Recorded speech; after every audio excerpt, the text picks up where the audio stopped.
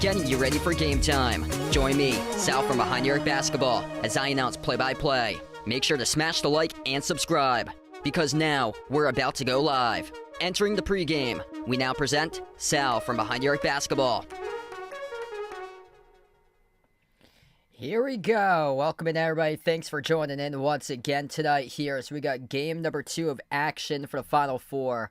Man, what a first game it was between Florida and Auburn. Winner of this game will take on the Florida Gators on Monday night in the national championship. If you're new on the stream here, make sure to smash the thumbs up, hit the like, hit the subscribe, and hit us up in the chat. Who you guys like in this game to win, Duke or Houston? Number 1 seeds going at it once again here in the Final Four for the second time tonight. The 5-time national champs, the Duke Blue Devils.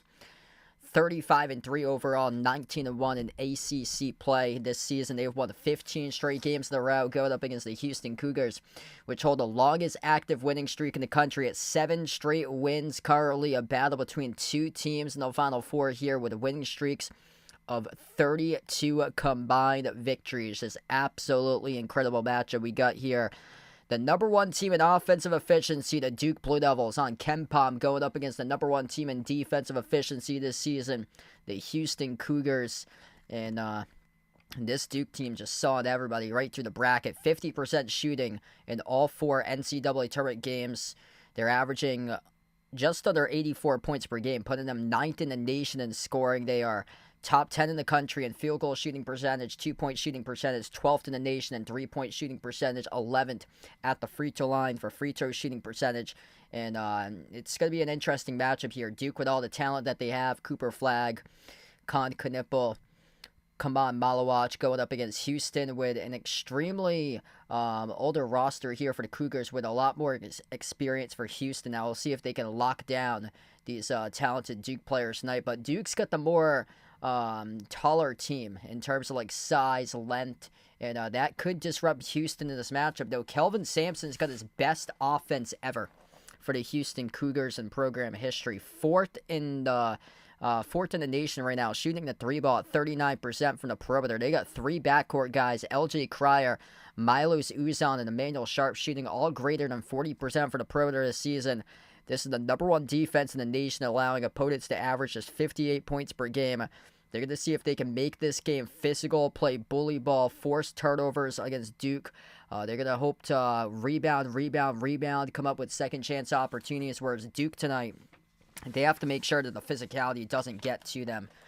Duke has played a different style in terms of opponents that they face. They haven't played an opponent kind of similar to Houston this year. A lot of the opponents that they have faced like to blow up and down on the floor against you. They coming off very similar opponents to one another, Arizona and Alabama, in their previous 2 matchups. 2 teams that score a ton of points but don't play defense. This is the complete opposite tonight, what they're going to get out of Houston. This is a really interesting matchup. There's grown men with 22 and 23-year-olds for this Houston team going up against players who just turned 18 years old throughout the course of the season. You got 18, 19-year-olds on Duke, which are going up against grown men in this game for Houston. So this should be a fascinating matchup here because Duke's the bigger team and the more talented team, but Houston is the more experienced and physical team. And for a team that's super talented like Duke, they haven't played against a Houston team that's as physical as this. So we'll see how Duke does against the physicality tonight in this one here. What's good, Bradley? Welcome back in. Thanks for joining in. We got Jeffrey, George, welcome back in the stream. Got Houston here for George, Jeffrey going for Duke for this one.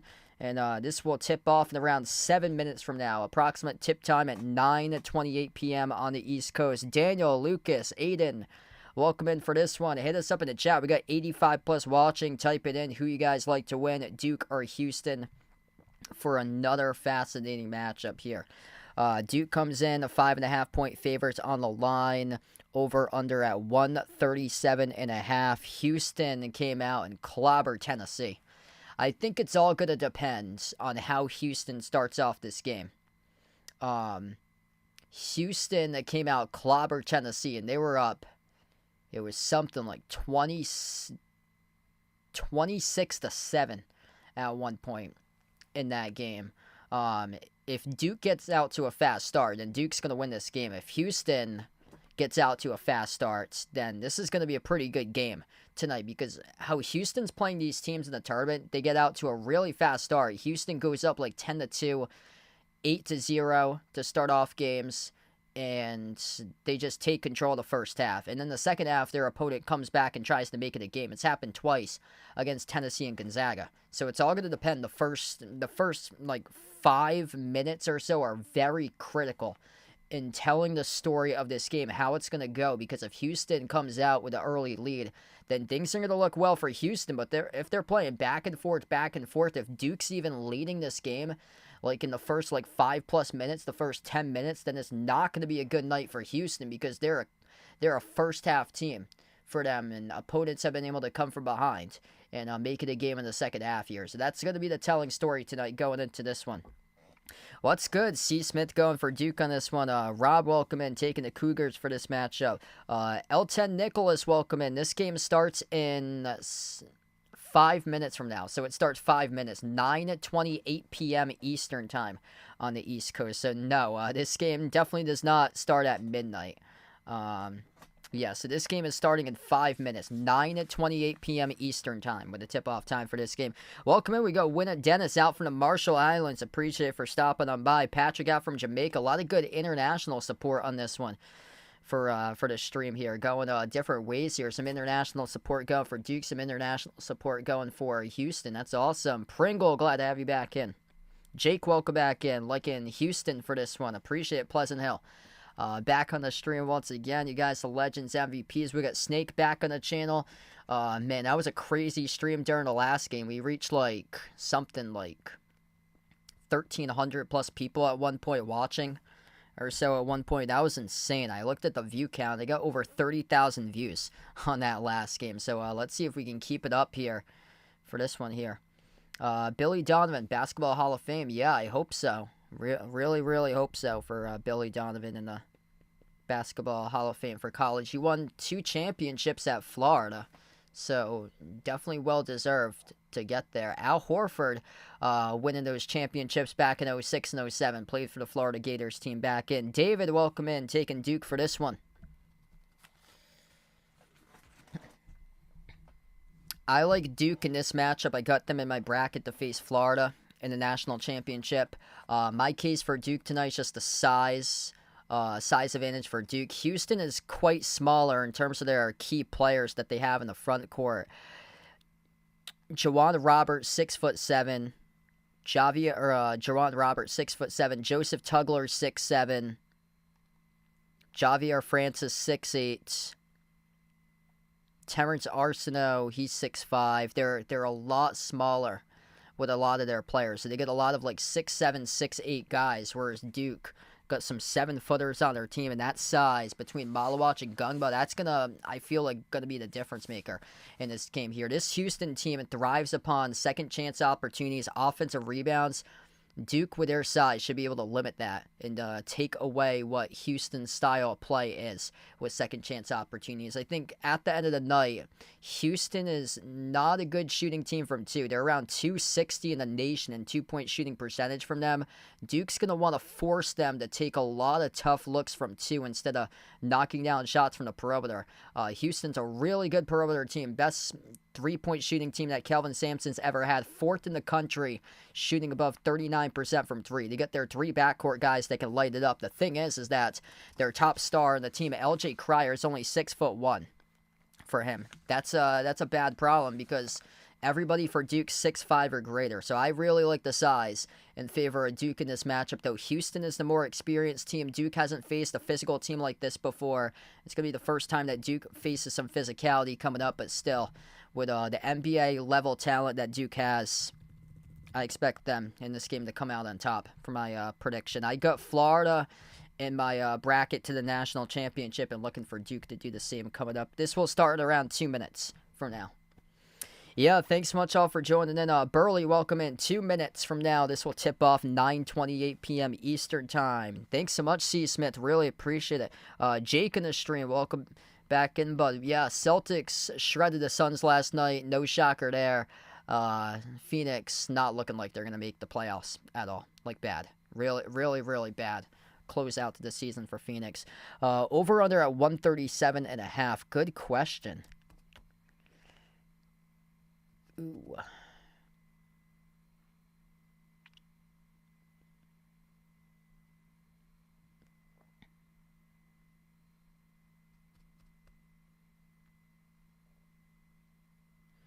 Yeah, I'm going back and forth with that one.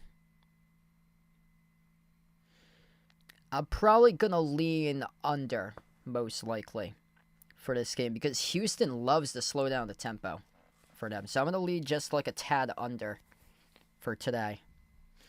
Houston loves to slow down the tempo for them. They play one of the slowest tempos in all of college hoops for them. Duke can put up a ton of points, but also they defend really well. Duke is top 10 in fewest points allowed. They're number 1 in the nation in offensive efficiency. They're 4th in defensive efficiency. Here we go, about to tip off Final Four, final matchup tonight for the Final Four to take on Florida as we are underway, and Houston controls the opening tip.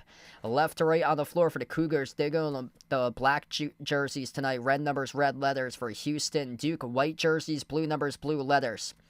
Cougars opening possession inside the key. Tough turnaround shot. That was left short.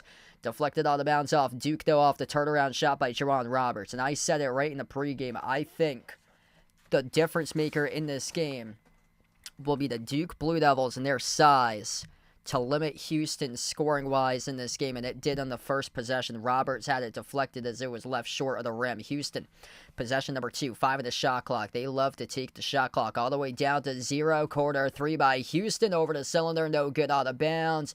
Deflected out off the Cougars. So a missed 3 as it went over the rim by Milos Uzan to begin this game. Josh taking Duke here at 4.5 to cover. Best of luck there.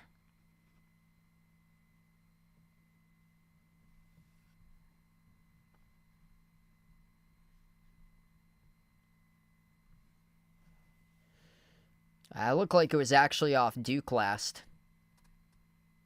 Yeah, they're going to set this back on the Houston side. 0.3 in the shot clock goes off of Sion James for Duke. Malawach, Cooper Flag, Sion James, Tyrese Proctor, Con Knipple. The starting 5 for Duke going against LJ Cryer, Milos Uzan, Joseph Tugler, Javon Roberts, Emmanuel Sharp for Houston. Inbound corner, they flick up a shot, and it did not hit rim. It's a turnover on the shot clock charge to Houston. So Houston's first possession ends in a shot clock violation via a turnover, and Duke will have their first possession of the night coming up. Duke wants to get ahead, stay ahead. This Houston defense leading teams right from the get-go. If Duke gets ahead, stays ahead, good chance they're going to win this game. Coming off the screen, Knipple, pass off the roll-down, Flag underneath, floats it up. Malawach bobbled it. Malawach tips it over, but it's a turnover. Houston comes out with a possession. Houston going to want this to play this as physical as possible tonight. Sharp drives, attacks, and bumped into and fouled by Malawach. That's not a good sign. I didn't bring that up in the pregame either. That's a key for Houston, is getting the 2 big guys into foul trouble, Malawach and Gungba, because that takes away some severe height. Both of those guys are 7-footers. Houston's got front court guys that's 6'9", 6'8". On their team. Tugler will check out. So they're going with a quick rotation right now. Joseph Tugler just checked out as they bring in Javier Francis, first time on the floor tonight. Houston with possession here at the right wing perimeter. LJ Cryer slides it off to his left to Sharp. Sharp jacks up the 3. Missed off the back rim, no good. A rebound controlled by Roberts. Over to Cryer. Jacks up the 3. Swoosh. And Houston's on the board first. Houston looking to make it as physical as possible, having the game go their way.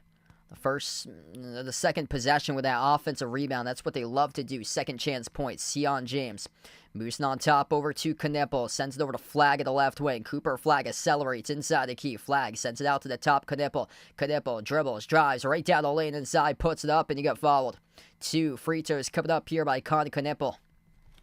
An excellent free throw shooter this season, 91% at the free throw line. So what we're seeing right from the start here is an extremely physical game, with Houston sending multiple bodies off dribble drive penetration by Duke inside the key. James got Houston for this one. Welcome in. First pair of free throws in the night. Con Knipple, 5-star, top 12 rated freshman in the country.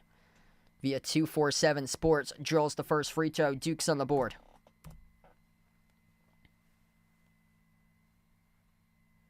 Second free throw by Knipple. That's right down the middle. 3-2.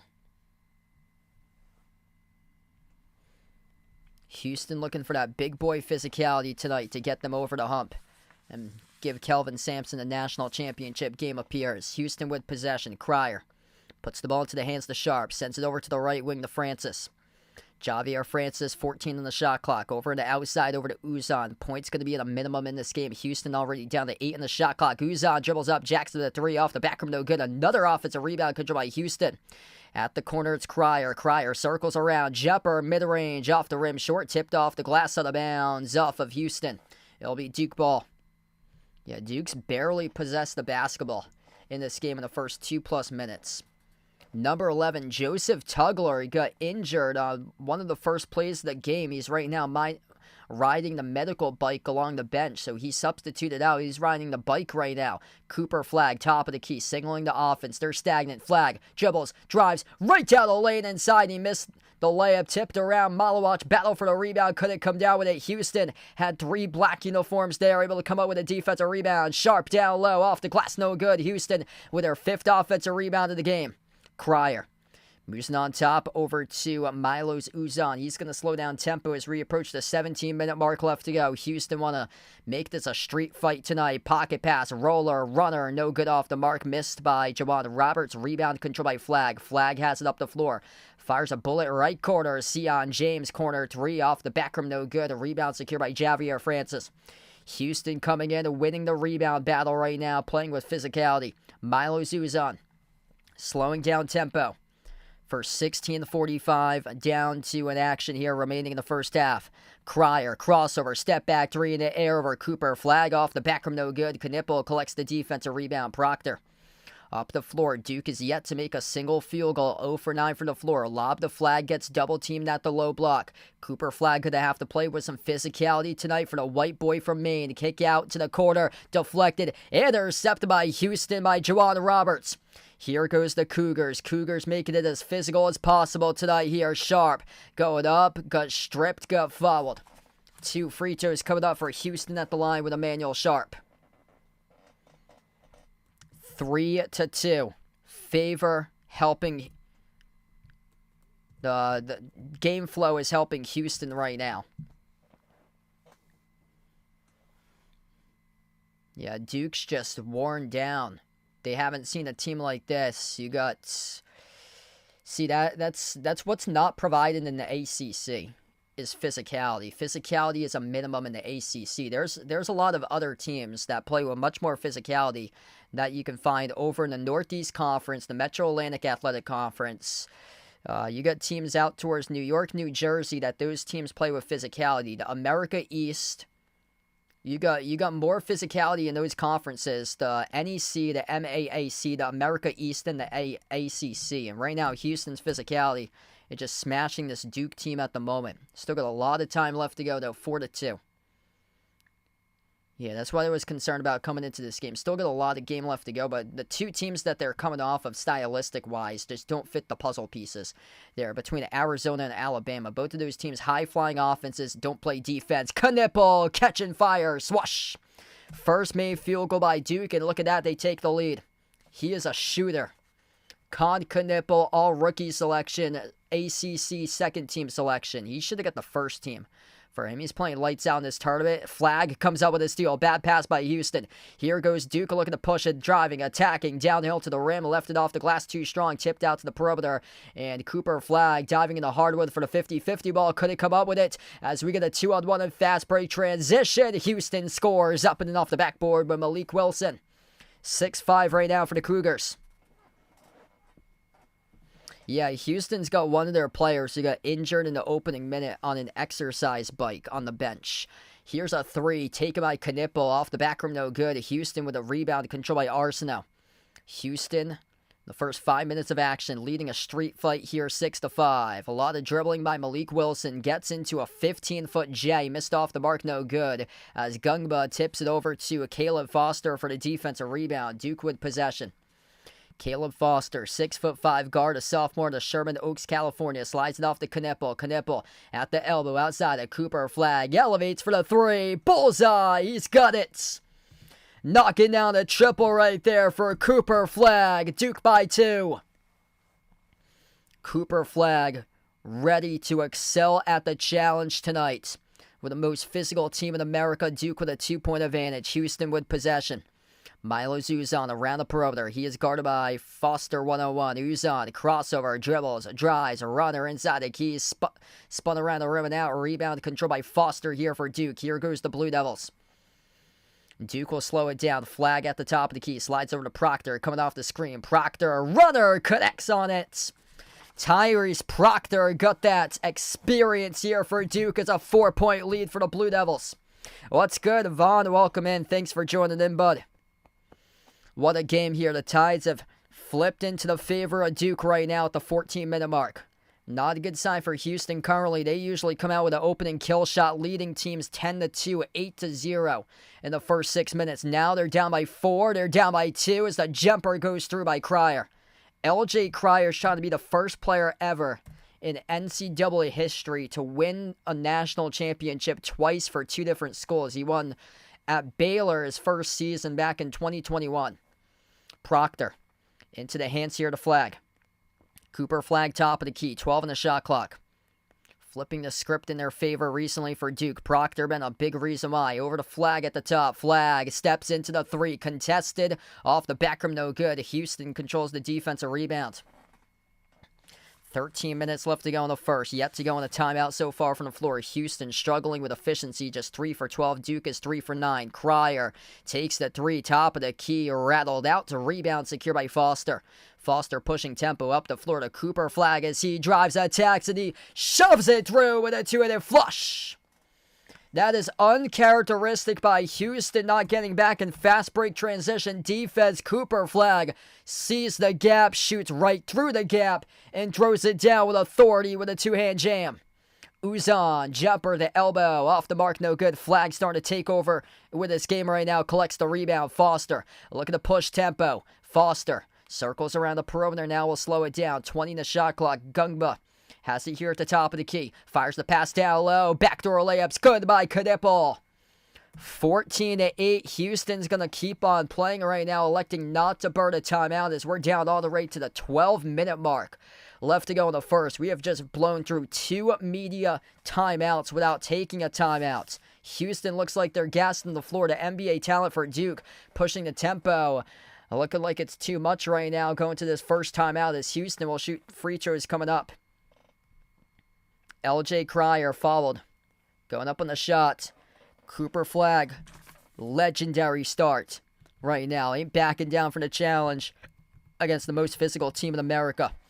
5 points by Cooper Flag with 2 rebounds as we head over to the first timeout of the night. Yeah, we've had that since like the very start of the tournament. We've had that since game 1. If you're new in the stream, smash the thumbs up, hit the like, hit the subscribe. Henry, welcome back in. Thanks for joining back in. 11:51 left in the first half. We've already gone through 2 media breaks right now without a single timeout until this part of the game. Houston shooting a dreadful 3 for 15 currently from the floor. Duke's wanting to push tempo. Houston wants to slow down tempo. The issue here for Houston is that they're down by 6 right now. They were looking really good the first 3 minutes. They were up. It was 3-2. It was a snail race to begin. And then Duke drilled a 3 and led 5-3. And then Houston took the lead back 6-5. But ever since, it's been Duke right now going on a 9-3 run ever since. 7 by Con Knipple. Con Knipple has been excellent. Just so good. Off catch and fire. 3 from the corner. 7 points for him, 2 made field goals, one of those a 3, also perfect at the free throw line for 2 for 2. Flags got 5, 2 points by Proctor. Houston having a tough time knocking down shots. And that was my issue with Houston coming into the game. I was really worried on how they were going to be efficient from 2. They're around 260th in the country in 2-point shooting percentage from 2. They're an excellent 3-point shooting team, but from 2, those shots have not been able to fall this year for them. And Duke was actually getting manhandled on the glass in the first 3 minutes. It was something like 5-0 offensive rebounds for Houston. Houston had in the first 4 minutes of this game, Houston had possessed the basketball for out of the 4 minutes, they possessed it for around 3.5 minutes out of the first 4 minutes in this game, approximately. Duke had only possessed it for 30 seconds. That's how long Houston was taking in the shot clock. That's how many offensive rebounds Houston had to begin today. And they still lead offensive rebounds 5-0. It's just those offensive rebounds were all in the first 5 minutes. And then in the next 3+ minutes, there's been nothing for offensive rebounds for them. So they've been taken away completely from their style right now, which Duke's wanting to push, and Duke's getting on transition. And they actually scored a bucket a couple moments ago rather easily. Cooper Flagg with a wide open slam dunk. If you're new to the stream, smash the thumbs up, hit the like, hit the subscribe, ring the notification bell as well right now as we're to the first media timeout of the night. 11:51 left to go in the first half. Coach K in attendance for this one. Jim Nantz, former Houston alum, in attendance for this game as well in San Antonio. That's around 3 hours away from Houston. And Houston here will head to the free throw line shoot too. LJ Cryer, 2 free throws coming up.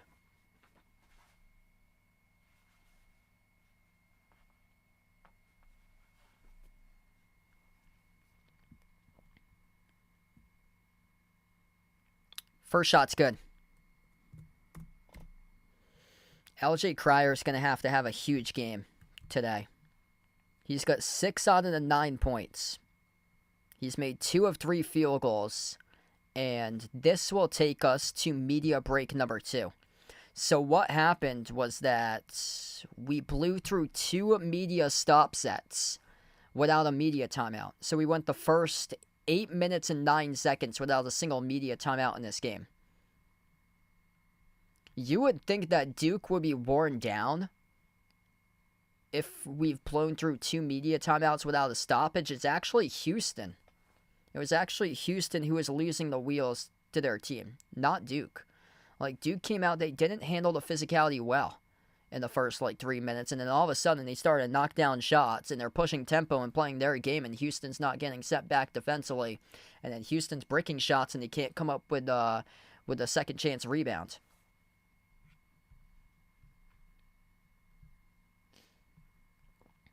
But yeah, where I really see this game, I like Duke. I like their size advantage tonight over Houston.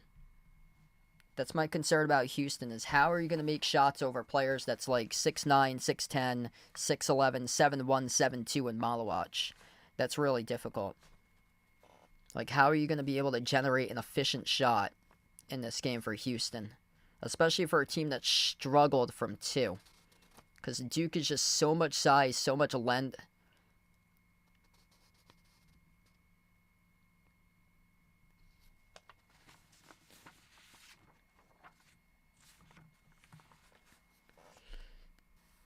So here's some of the matchups. LJ Cryer, 6'1".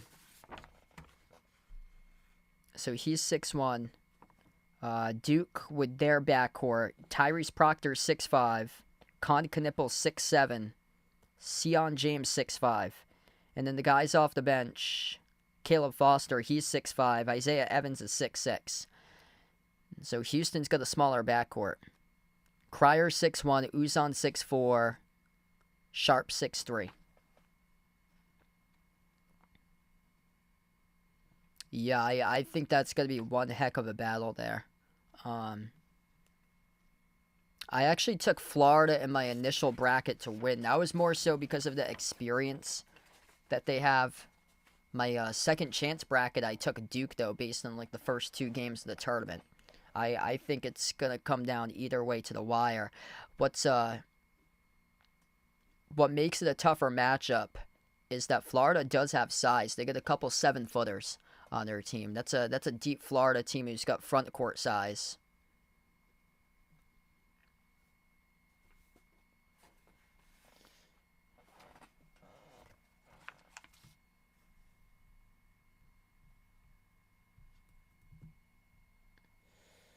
(14-9) right now. There will be one more free throw coming up here by Houston.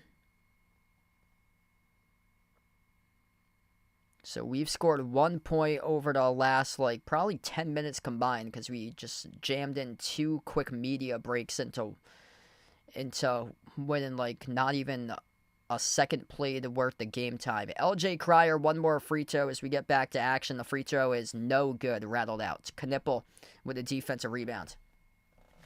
5-point lead for Duke here. 11:45 left to go. Blue Devils with possession.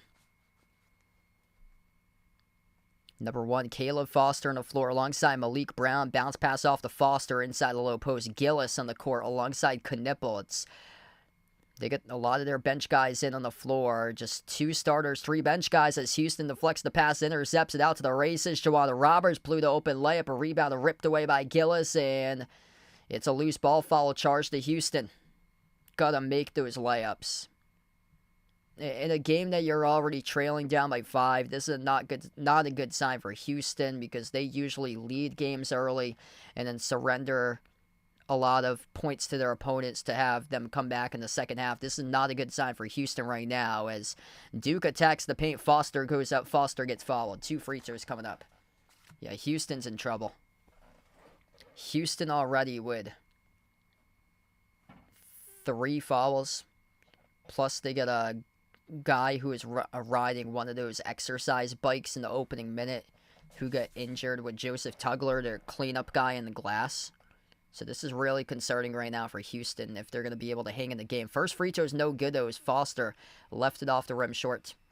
Ashley, welcome in. Thanks for joining in. Yeah, I've got the same championship as you right there for my bracket. So I took Florida and Duke in my national championship game. Second free throw by Foster, no good off the back rim. Malik Brown tips it up. Battle around the perimeter. Knipple comes down with it. Knipple scores up and off the backboard.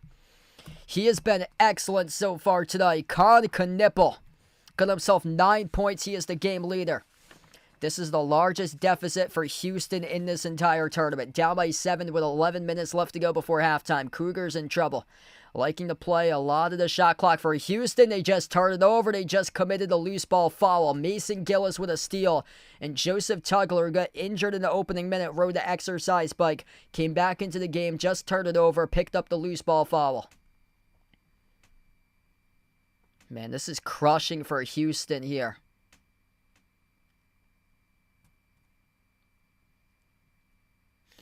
Four personal fouls right now for the Cougars. They got to get things together if they want to make this a game. 2 of those fouls charged their point guard, Milo Zuzan. 1 each by Tugler and Francis as we head over to a timeout. 10:47 left to go as Houston, Kelvin Sampson, unhappy with what he sees, has to burn a timeout. Yeah, 62% right now going for Duke, 38% going for Houston. That's kind of similar to what was in the last poll between Florida and Auburn. It was kind of the same numbers, around like 62-38. Hit us up in the chat who guys like to win this one tonight here, Duke or Houston. This is really, really concerning here. Houston with just 9 points in the first 9+ minutes. Not a good sign. Especially for a team that their style is to use a lot of shot clock, locking down opponents. They play one of the slowest tempos in the game for college basketball. This is not a good sign that they're down by 7 right now. This could get really ugly fast. Like, this Duke team is this good. Like, you're going to have elite level shot making to hang with Duke. And Houston just doesn't have that Walter Clayton Jr. on their team that can make those tough shots. So this is really not looking good for Houston. Houston with 3 turnovers. first 3 minutes, they were playing their style. They were crashing the glass. They were picking up offensive rebounds. They were translating those into second chance points. And all of a sudden, it's completely flipped over to Duke.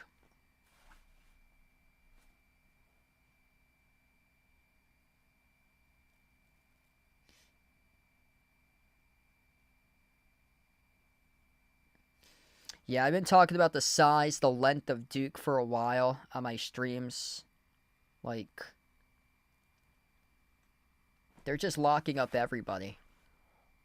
The funny part about the media is that the media, I don't think they've discussed a single word about Duke's defense, like, throughout this tournament run. Like, it's been all about, like, their star players and how they're just so efficient for Duke.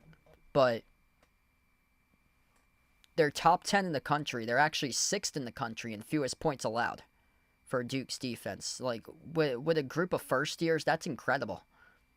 That's incredible, because all the Duke teams from the past, they usually have lacked defense. It's all about, like, scoring a bunch of points, but the defense hasn't been that great. This Duke's defense for this year's Duke's team has been outstanding. Wendell, welcome in. Yeah, Florida.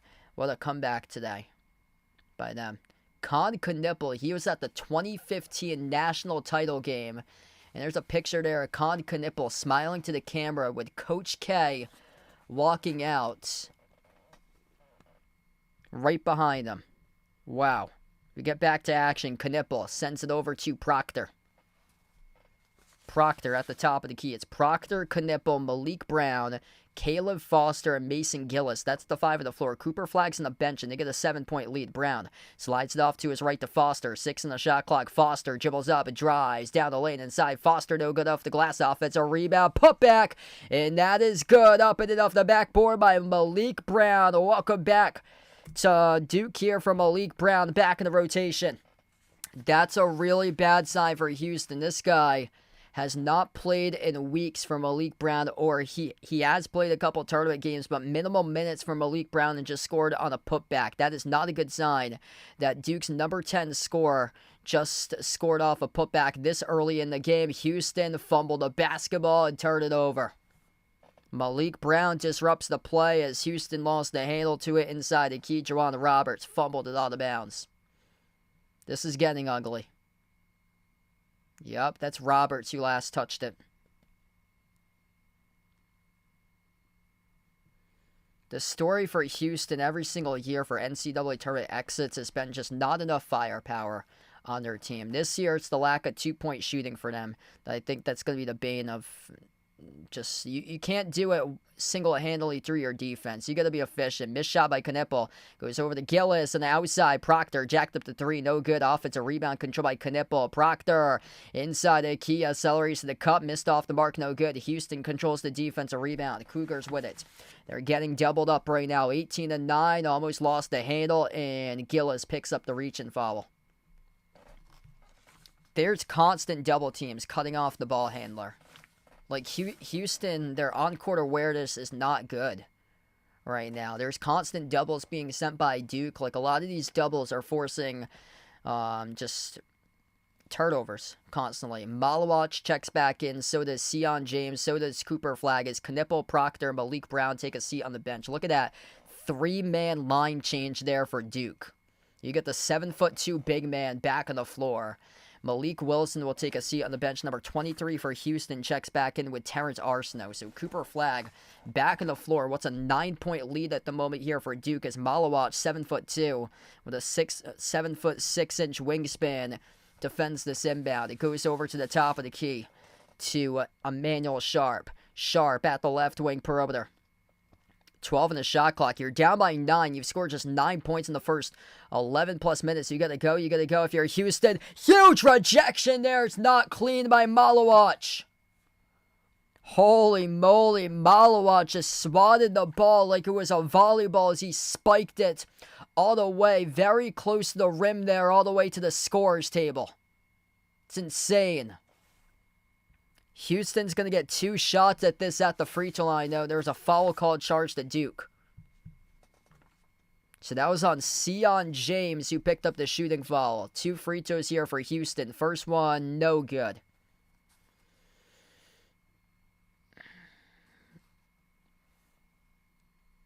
Yeah, you gotta hit free throws. Houston has not looked so good in previous tournaments at the free throw line. Juwan Roberts, nothing on the board for him for points. He's got 6 rebounds, but no points. Second free throw is good. They finally reached 10 points with 8:53 left. Avi, what's good? Welcome back in. We got Andrew, welcome back on the stream, bud. Duke with possession. Sion James dribbles up to the mid-block, sends it over to Flag, top of the key. Flag dribbles, drives, low block.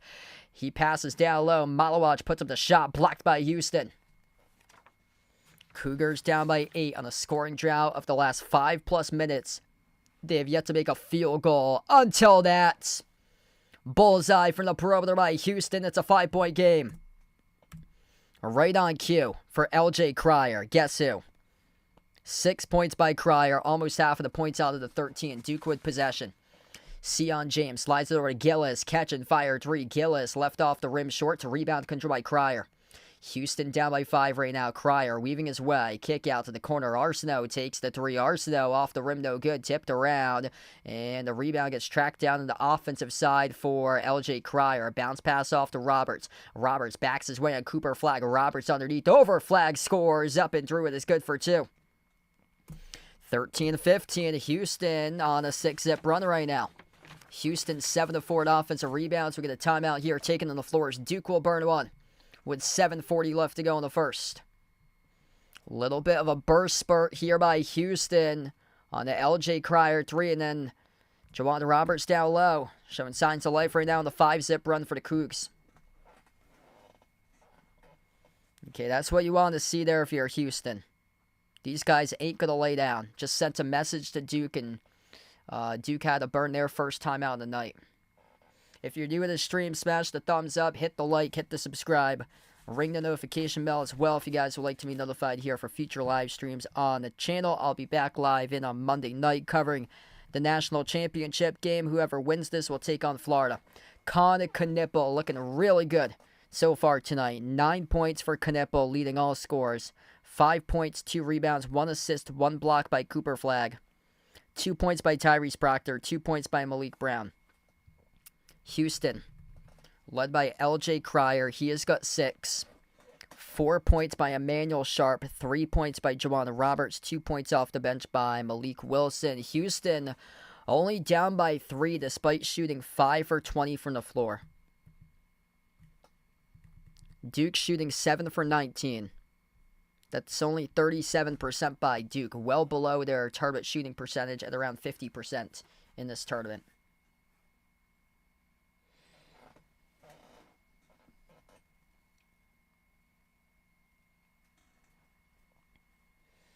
Walter Clayton Jr., who had a 34-point game tonight for Florida. He started off as a freshman playing for Rick Pitino at Iona. He averaged 7.3 points per game his freshman season at Iona. Every single season, he increased his points per game total every single year. 3 years later, to this season, we fast forward.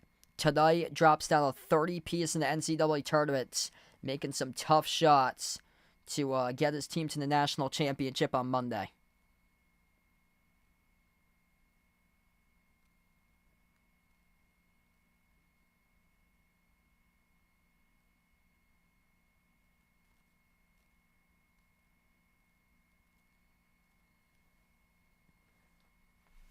Yeah, that was so bad in the second half. So bad by Auburn in half 2. They were throwing bodies left and right at Janai Broom.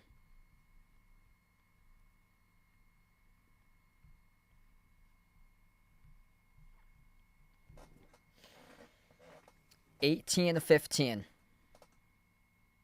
As we're about to come back from action here in just a moment. Hanging in right now for the Houston Cougars. Things did not look so hot, as we are down to 7:40 left to go before halftime. Houston showing fight in their team right now. Tonight they spent 7.5 minutes trailing. They're in a 6-zip run currently. First 4 games of the tournament, they only spent 7 minutes and 46 seconds trailing. Tonight, 7.5 minutes in this game they have trailed.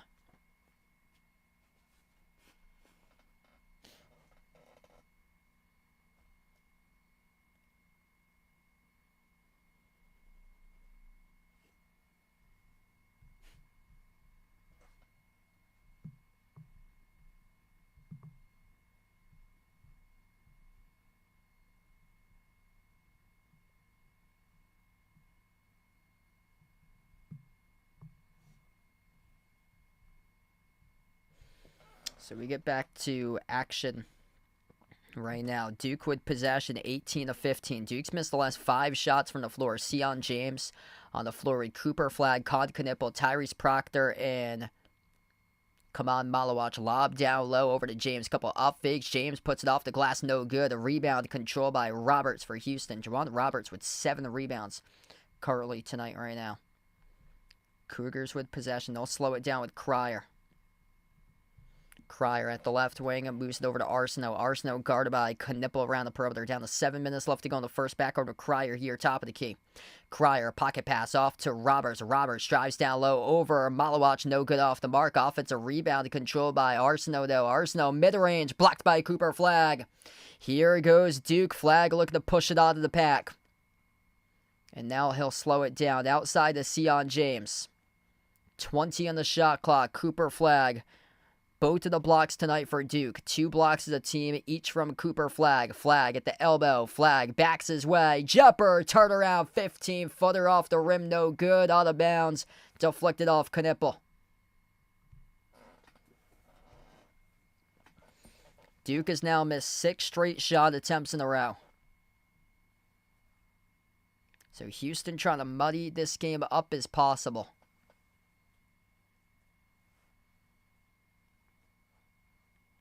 Houston with possession. Yeah, after tonight, just the national championship. And then it is over, but if you're an NBA fan, 2 weeks away from the playoffs, keep on coming back for future streams here. This channel does not go away. That's a bad pass by Houston. Sion James collects the steal. Proctor has it here at the top. So even though the national championship game's on Monday, this channel, by the way, is well... Not even close from wrapping up the season. I'll be back covering the NBA playoffs and probably like late stretch NBA games from time to time as well. And then the NBA playoffs coming up in 2 weeks. Malawach tears down the roof. Shaq with a 2-handed flush plus the foul. That's a bullet of a pass zipped in by Cooper Flag. Off to Malawach, and Malawach jams it down with authority as Emmanuel Sharp picks up the shooting foul. It's a complete mismatch. Malawach, 7'2", defended by Emmanuel Sharp, 6'3". He's averaging 11, 6, and 2 for points, rebounds, and blocks on 87% shooting in this tournament. Malawach with a free throw. And it's good. Bounced in. Man, this dude's a really interesting prospect. Like, the energy that he brings to this Duke team. Like, when he slams it down with so much force.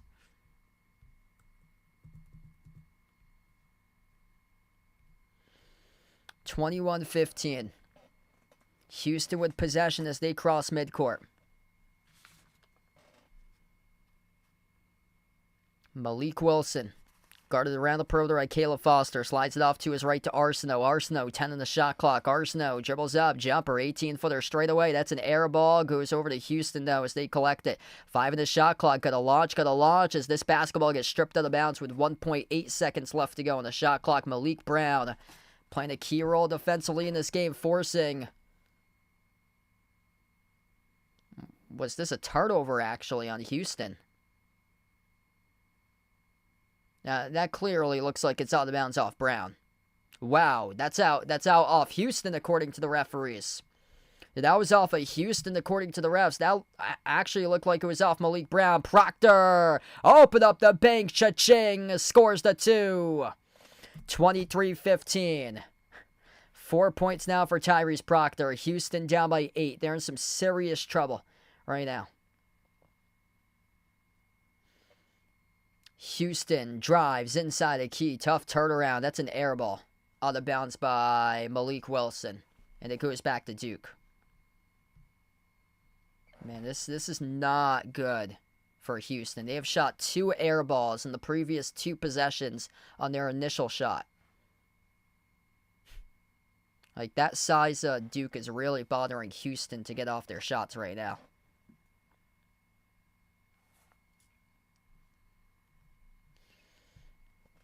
Eight-point lead by Duke feels a lot more like 15 based on Houston's inability to make jumpers in this game. A shake and bake inside the key there. Foster had it stripped away as he tried to move it off to his teammates. Got poked loose around, and Houston collects the steal. Cougars with possession. Cryer almost stumbled, slipped in the wet spot over to Sharp. Sharp with a tough 3. Off balance. Rebound controlled by Foster. Got poked in the eye off the rebounds, and Duke has possession with it. We're down to 4 minutes left to go in the first. Cooper Flag at the top of the key. Dribbles up inside. Flag. Kick out. Quarter. Foster. Dish outside. Proctor. Touch pass. Quarter. 3. Open. Knipple. Looks it make easy right now as he's going to make that easy. Burying the triple. Double-digit lead. First time Houston's been down by double digits in this tournament. 26-15 Duke. 8-zip run last 2+ minutes. Not a good sign for a Houston Cougars team that hangs their hat on the defensive side of the floor right now. Their offense stagnant. LJ Cryer at the right wing. Bounce pass over to the right corner. Over to Roberts. Turns the corner. Pivot. He dunks it through with a 2-handed flush. They really needed that dunk right there to get things going. He's on the board first. That's his second made field goal of the night here for Juwan Roberts. Malik Brown slides it off the Flag. Flag around the perimeter. Cooper Flag. Guarded by Roberts. Drives inside the key. Nice dump off underneath. Malik Brown scores up and through. It is good for 2. Cooper Flag. Incredible vision right there with an assist. 14-6 points in the paint in favor of Duke right now as we're under 3 minutes left to go before halftime. Duke is quadrupling Houston in total assists. 8 assists by Duke. Houston with just 2 total assists.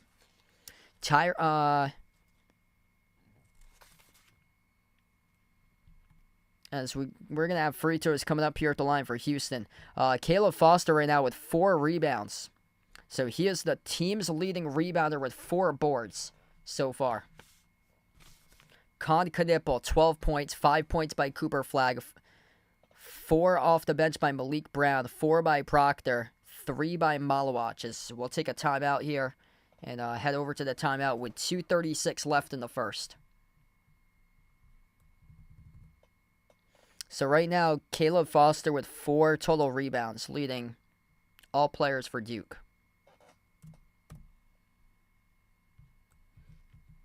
Sage Specter, welcome in. Thanks for joining in. Duke playing some really good basketball here. Just unselfish basketball. Yeah, agree. They're moving the ball around extremely well. Houston in some deep trouble. 6 points by LJ Cryer. 5 points by Juwan Roberts. He's got 8 rebounds, but shooting just 2 for 6 from the floor. Sharp's got 4. Emmanuel Sharp's got locked up. He's shooting just 1 for 5. And then 2 points by Malik Wilson. I'm not even sure if Houston reaches 50 at the end of this game, honestly. This is not a good sign for Houston. Houston has the same amount of turnovers as made field goals right now as a team. Houston 6 for 26 shooting. Turnovers, 6 total turnovers. Personal fouls, they have 5. They're also 3 for 6 at the free throw line. They're 2 for 8 from 3. They're shooting 23% from the floor. Duke at 11 for 26, 42% against the league's best defense. 3 for 8 from the perimeter. Knipple making 2 out of the 3 threes today. They're also struggling at the free throw line, just 3 for 5. But yeah, this lead by 11 points looks like it's more like 20 because Houston's inability to score buckets in this game for lengthy stretches. Yeah, Cooper Flag made an early 3. So he made an early 3. He's got 5 points, 3 rebounds, 2 assists, a steal, and 2 blocks.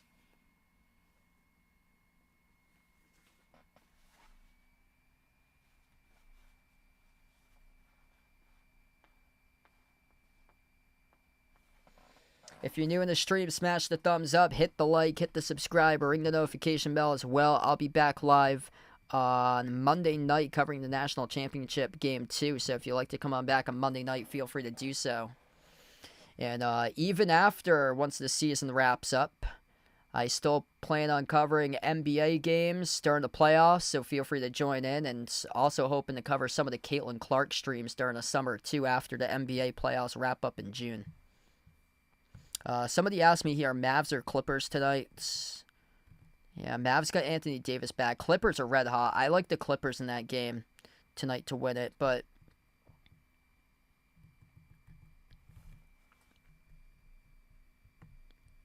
maybe the Mavs can cover that. 9.5-point favorite. Oh, they just played the Clippers in the last game too yesterday. Yeah, usually the second game's much closer than the first. I actually like the Mavs to cover that since they're a 9.5-point dog against the Clippers today.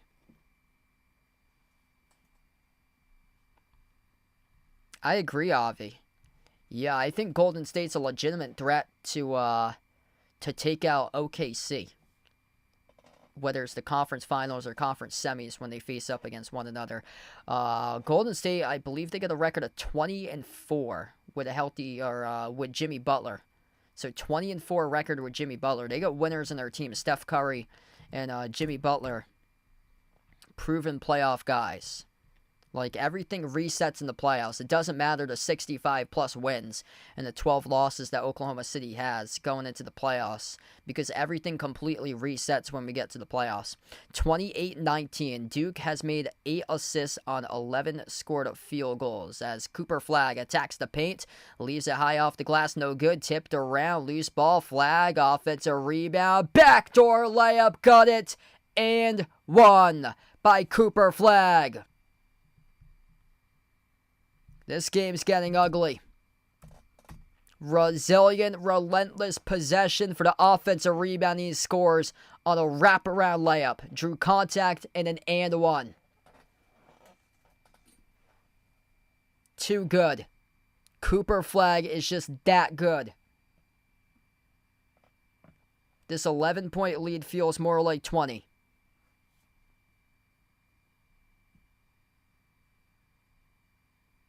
Free throw here by Flagg. That is good. 12-point lead. Cooper Flagg from Newport, Maine. Out of all places, population of 1,200, Newport, Maine. In between Portland and Bangor. Basically in the land of timber. Houston with possession here at the low block. They actually have on Google Maps, if you go on Google Maps and type in Newport, Maine, and then zoom in closer, it comes up with Cooper Flagg Family Home. It has the exact location of where the family home is, out in Newport, Maine. Lob over the top from Malawach as he goes up and gets fouled. 2 free throws coming up. Cryer just buried a 3 right before that. So Cryer's 3 got Houston back winning 9.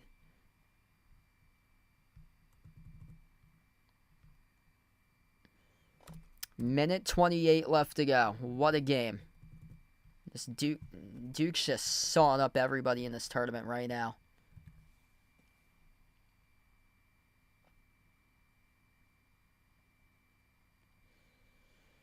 Malawach going to have 2 free throws coming up with a minute 28 left.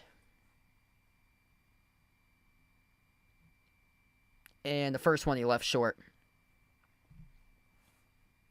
So no good there in the first free throw. Houston's got 7 personal fouls right now as a team. Duke with 6. Tugler, Uzan, and Francis all with 2. And then 1 foul by Emmanuel Sharp. Free throw is good on the second one by Malawach. 10-point lead right now.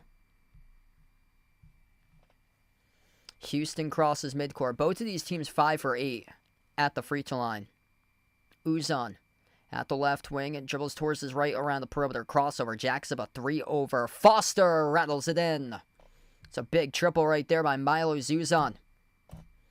Gets his team winning 7. That's where you want it to be. At least get it to a single-digit game when you head into the halftime tunnel to give your team some sense of life going into the second half. Cooper Flagg has it here at the low block. Flagg takes it back out towards the left corner. Flagg working on Joanna Roberts. Flagg, a left baseline dribble, circles around, shovel pass over to Malawach, goes up, again gets fouled. That's on Roberts. And that will be Roberts' first tonight.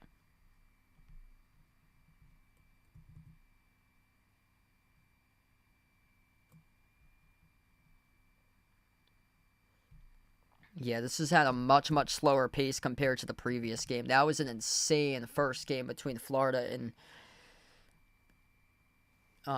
in the last one there, Florida and Auburn. Malawach, 2 free throws. First one's good.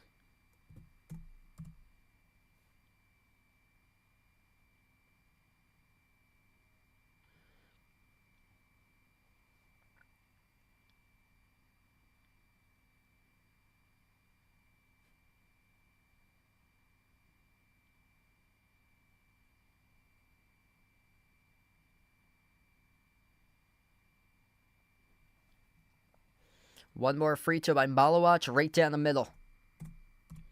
9-point lead currently for Duke. 46 seconds left to go. Malik Brown checks back onto the floor as Malawach will take a seat on the bench.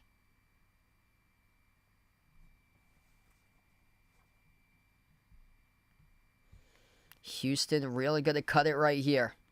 Cryer working on Proctor around the perimeter. Switch here, guarded by Brown. Jacks up the 3 over Malik Brown, and he buries the triple. Big time shot by LJ Cryer. It's going to have to go for 30 in this game to have a chance. I like UConn in the women's game tomorrow. Final 20 seconds left to go before halftime. Duke, shot clock turned off for the final possession. Cooper Flagg has it here at the Final Four logo. Cooper Flagg off the screen set by Proctor. He flares off and gives it over to Proctor. Open 3 as he pops up and missed off the mark. No good, out of bounds with .2. So that hit the baseline out of bounds with 0.2 of a second left. In Houston, not really much you can do in a full court .2 shot here. They just get the inbound, not even bother to attempt the shot. We go into halftime. That was a big 3 though by LJ Cryer to cut it to 6. 34-28, much better final 5-6 minutes for Houston to cut into the deficit. This game was looking real ugly at one point. Duke was going to run away with it by a landslide. Duke led at one point by 12. It was all Duke, 31-19. And now Houston able to cut this on a 9-3 run to close it out and go into halftime. So there's signs of life right now for the Cougars. As they trail by 6. LJ Cryer finding his stroke from the perimeter. He's going to have to go off tonight. He's got himself 12 in the first half. Con Knipple, solid start for him for Duke. 12 points leading all scores for the Blue Devils. Hey, appreciate it, Pringle. Really, thanks so much. Really appreciate it there.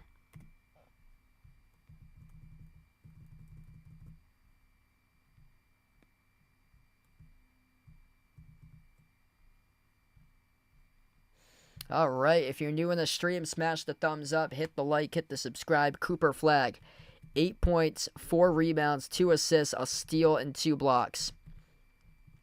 Hasn't been efficient though, just 3 for 8 shooting tonight for Cooper Flagg. 6 points by Malawach, 4 points by Proctor, 4 points by Malik Brown. Nobody in foul trouble for Duke. They got 6 personal fouls as a team, 1 each between all 6 players, between Malawach, Proctor, Sion James, Gillis, Gungba, and Foster. Whereas there's some foul issues right now for Houston to go over. 8 personal fouls as a team, 2 each by Tugler, Uzon, and Francis. And then 1 each by Roberts and Sharp.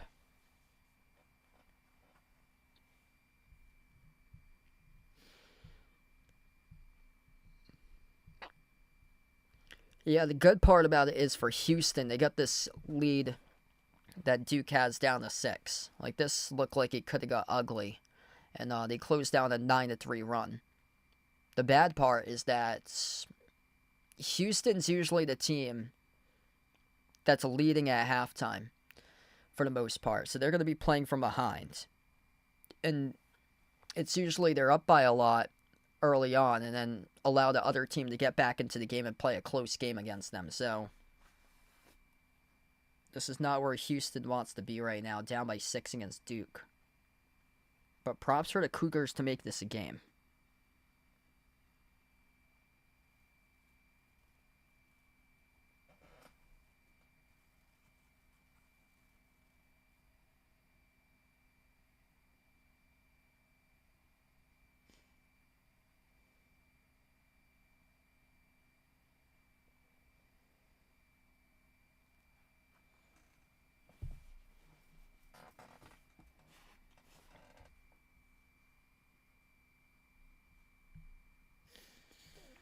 Well, the game, the first one was earlier today. Florida beat Auburn 79-73. So winner of this game will take on Florida on Monday in the national championship.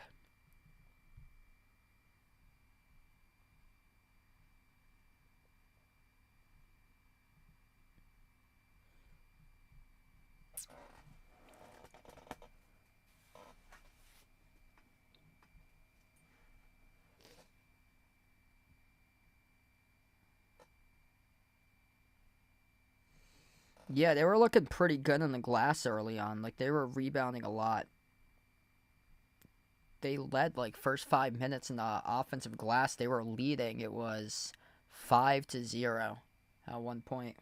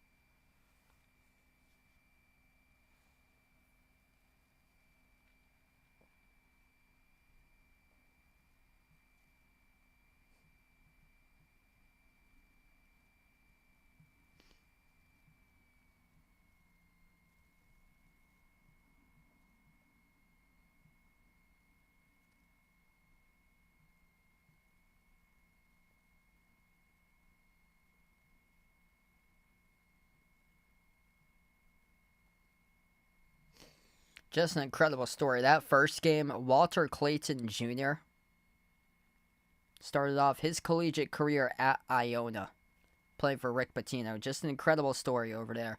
And to make things even more incredible about this story, playing for a national championship on Monday, is that Rick Pitino was trying to get him to play at St. John's, but he was about to commit to St. John's. But then Todd Golden, Easter weekend, a couple of years ago, flew out to meet with Walter Clayton Jr. on Easter weekend. Since Todd Golden's Jewish, so he doesn't celebrate Easter, he flew out to visit Walter Clayton Jr. and then got him to commit for Florida.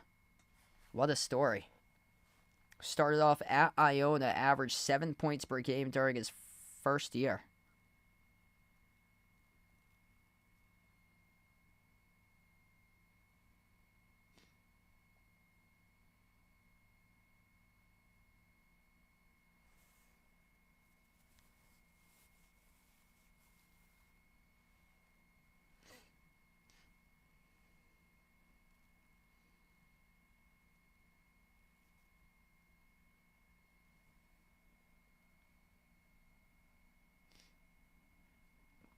Yup, never underestimate the heart of a champion. Welcome in Abu in the stream. Thanks for joining in.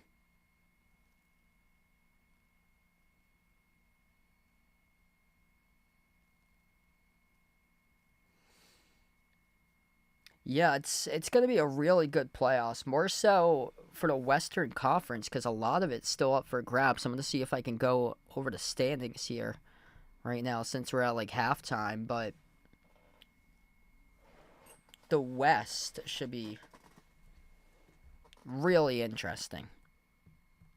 Like, the East is probably going to see a lot more chalk or so because there's a lot of, like, separation in the East. Like, Cavs and Celtics probably going to meet up in the conference finals. I'd be shocked if I saw another team not named the Cavs or Celtics playing the conference finals. But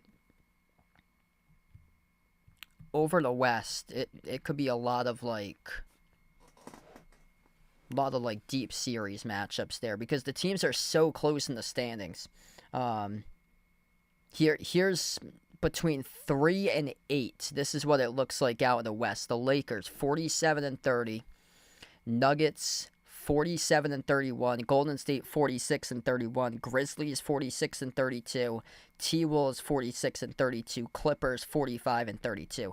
That's 3 through 8 in the West. Like, that's insane. There's only a 2-game separation between number 3 and number 8 in the West. So if the Lakers lose 2 games in a row and everybody else wins 2 straight games, then the Lakers drop from 3rd all the way to the play-in game in 8th. Like, that's crazy. And then here's the thing is that the Houston Rockets are the number 2 team in the West. Like, a team that has minimal playoff experience for them. So they're the number 2 team in the West right now. They're 3.5 games above the 3rd place team, the Lakers. So they're probably going to finish in 2nd going into the playoffs. I think for a lot of the teams, they only have like 5 games left on their schedule. So yeah, the Rockets most likely going to finish in 2nd. I'm really concerned about the Grizzlies. I don't even know if they get in, honestly, to the playoffs.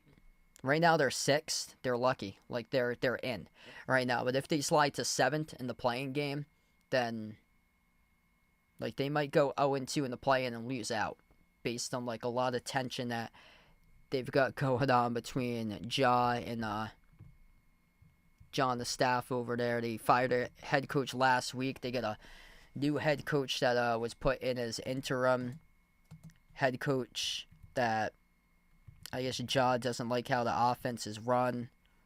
Like, it's not looked good. They've won the previous 2 games, though. He got the buzzer beater against Miami on Thursday, and then they beat the Pistons. That was a big win yesterday. They went to Detroit. They beat Detroit 109-103.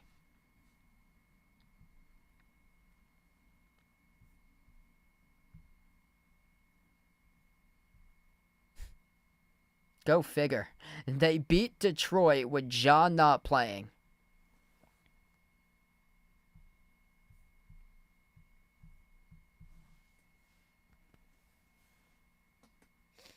Yeah, in Oklahoma City's up by a mile against everybody else. 64-13.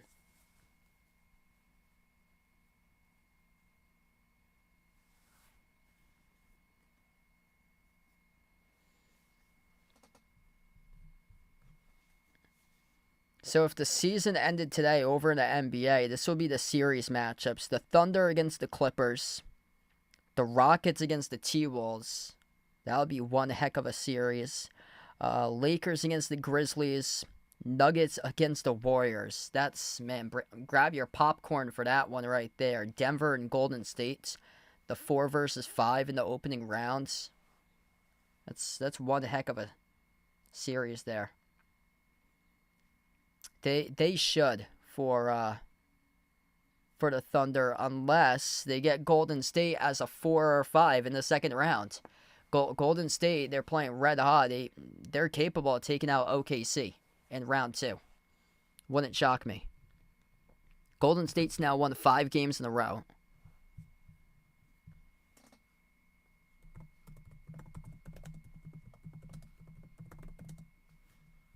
Golden State record with Jimmy Butler. They're now 21-4. So they won the other night. They're 21-4 with Jimmy Butler since the trade deadline.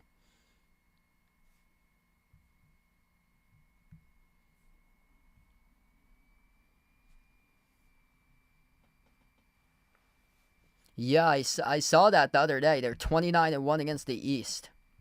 I saw something that they had like stat comparisons that like these players going up against OKC is averaging like all these superstar players like Luka Doncic, Donovan Mitchell. Like these guys are averaging like 12, 13 points per game on average this year when they faced the Thunder. Yeah, they completely locked up Peyton Pritchard. Like, he was a no-show in both of the games against OKC this year.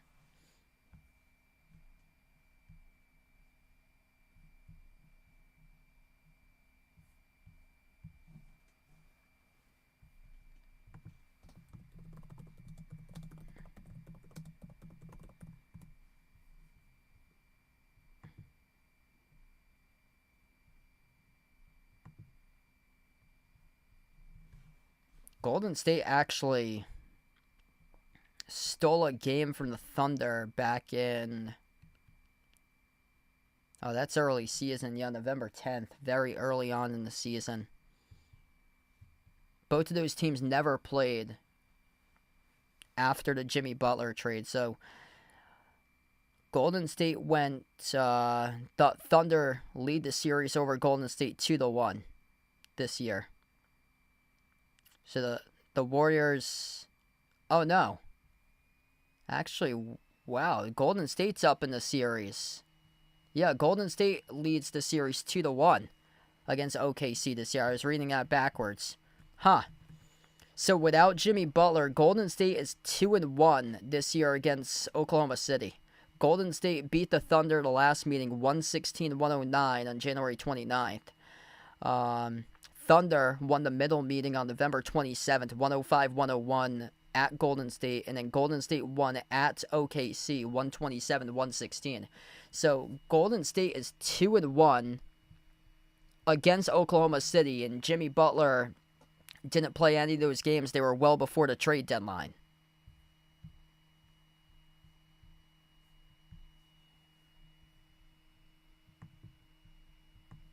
That's interesting. Yeah, proven playoff winners with Curry and Butler. Golden State just beat Denver last night by 14. They got Houston coming up on Sunday. And then they close out easy schedule between San Antonio, Portland. They do close out with the Clippers. That game could be meaningful. Final game of the season on April 13th. That could mean something.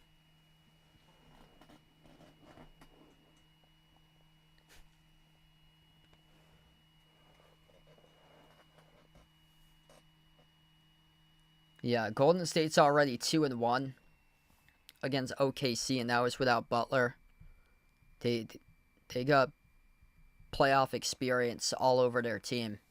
Like, everything completely resets once you get into the playoffs. Like, it's a totally different game once it gets into the playoffs, because you're playing a series against an opponent. If that opponent has you just like scouted out really well and matches up much better than you, then it's gonna be tough.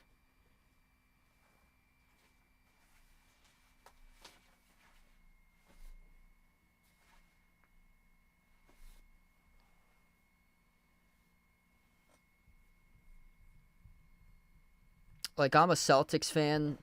I'd rather see the Knicks in the playoffs than the Pacers.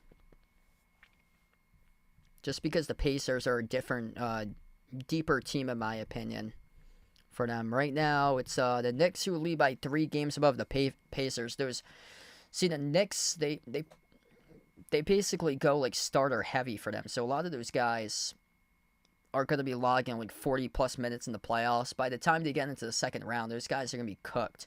Especially if they're coming off a deep series in round 1 against whoever they face. If it's the Bucks or the Pistons, it's going to be one of those teams, though, that they face, either Bucks or Pistons, that the Knicks will get. And then Tibbs will play like all their starters, like 40-plus minutes. Just a bad matchup, too. In the second round, if it's the Celtics-Knicks. The Celtics are going to sweep the Knicks, because the Knicks struggle to defend the 3. Yeah, here we go. About to start off second half in just a moment. Yeah, definitely the play-in's good. I like the addition to the play-in, too, because keeps more teams into the hunt, makes it worthwhile. Chicago, right now is number 9 in the East. They've been making a push recently. Like, I think some of these teams, yeah, the Heat's number 10. It's kind of wide open. Who's going to be getting the 7 and 8 seed in the East, actually, right now? Because, I mean, the Magic have been... They were up early on. They were like number 4 throughout like the first couple months. They dropped back to like 7 and 8. The Magic been playing better recently. The Hawks, they're slipping right now. They've been up, they've been down. For Atlanta, dealing with a lot of injuries though for them. I can see them probably missing the playoffs for the Hawks and then being replaced by either Chicago or Miami, one of those teams. I honestly wouldn't be shocked if Chicago and Miami both make it in. It's just be that one of those teams is going to have to pass Atlanta. Atlanta's going to have to drop down to the 9. So then it allows room for one of those teams to be an 8 seed or so. Yeah, I actually didn't catch any of the Crown tournament.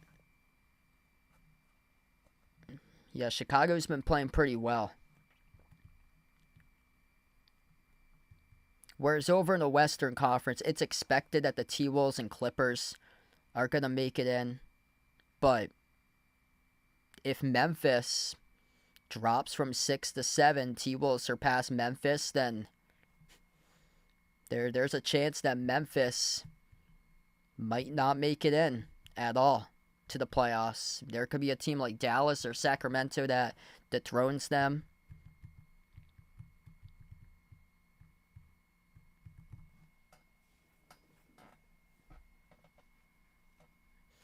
Hey, what's good, Aaron? Welcome back in. Thanks for joining in, man. I hope so, bud.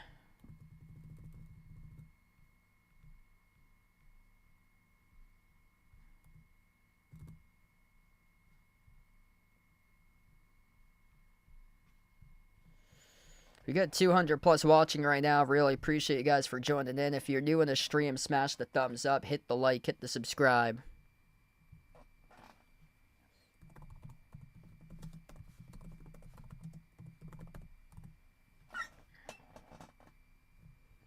Yeah, that actually wraps up tomorrow, it looks like. I never even caught a single game of that. College Basketball Crown. I got a notification on my phone that said UCF beat Villanova 104-98. So it's Nebraska versus UCF tomorrow in the College Basketball Crown championship game.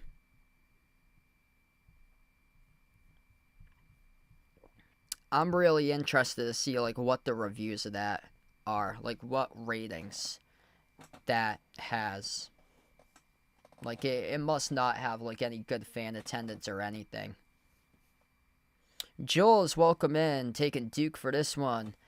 Hit us up in the chat, by the way, if you haven't done so already. Feel free to type in who you guys like to win this game, Duke or Houston. Houston ended the first half on a 9-3 run. They were out of this game. They were down by 12 at one point. They're going to need LJ Cryer to make a lot of big shots here in the second half to at least get them hanging in this game for them. He's got 12 points currently for Houston. Con Knippel leading the way. He's got 12.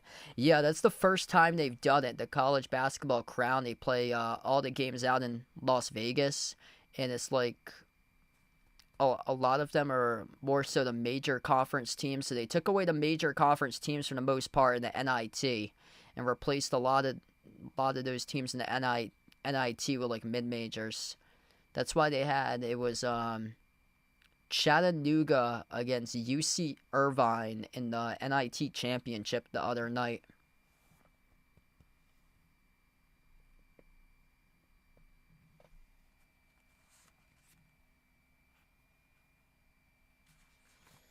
Six turnovers by Houston, just 2 turnovers by Duke in that opening half. Cooper Flagg padding the stat sheet, 8 points, 4 assists, 8 points, 4 rebounds, 2 assists, a steal, and 2 blocks.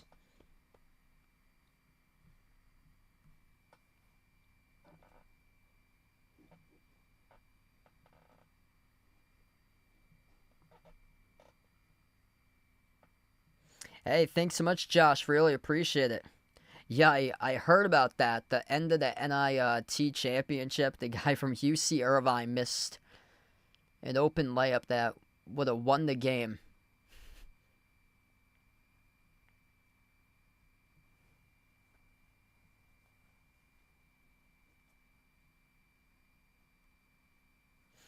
Here we go. Duke gets the inbound. We start off the second half of action left to right on the floor for Duke. Sion James, Cooper Flag, Con Knipple, Kamon Malawach, Tyrese Proctor to 5 in the floor to start off the second half for Duke as Flag takes it down low. We get a goaltend violation charge to Houston. Cooper Flag awarded the 2 points.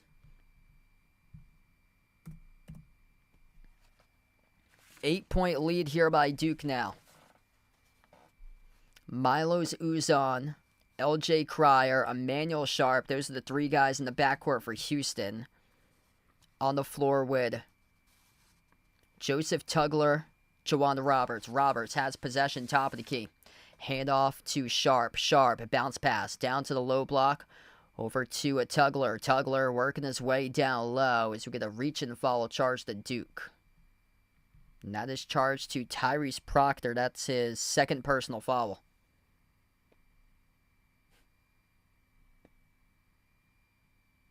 Yeah, it's not looking so hot right now for Houston.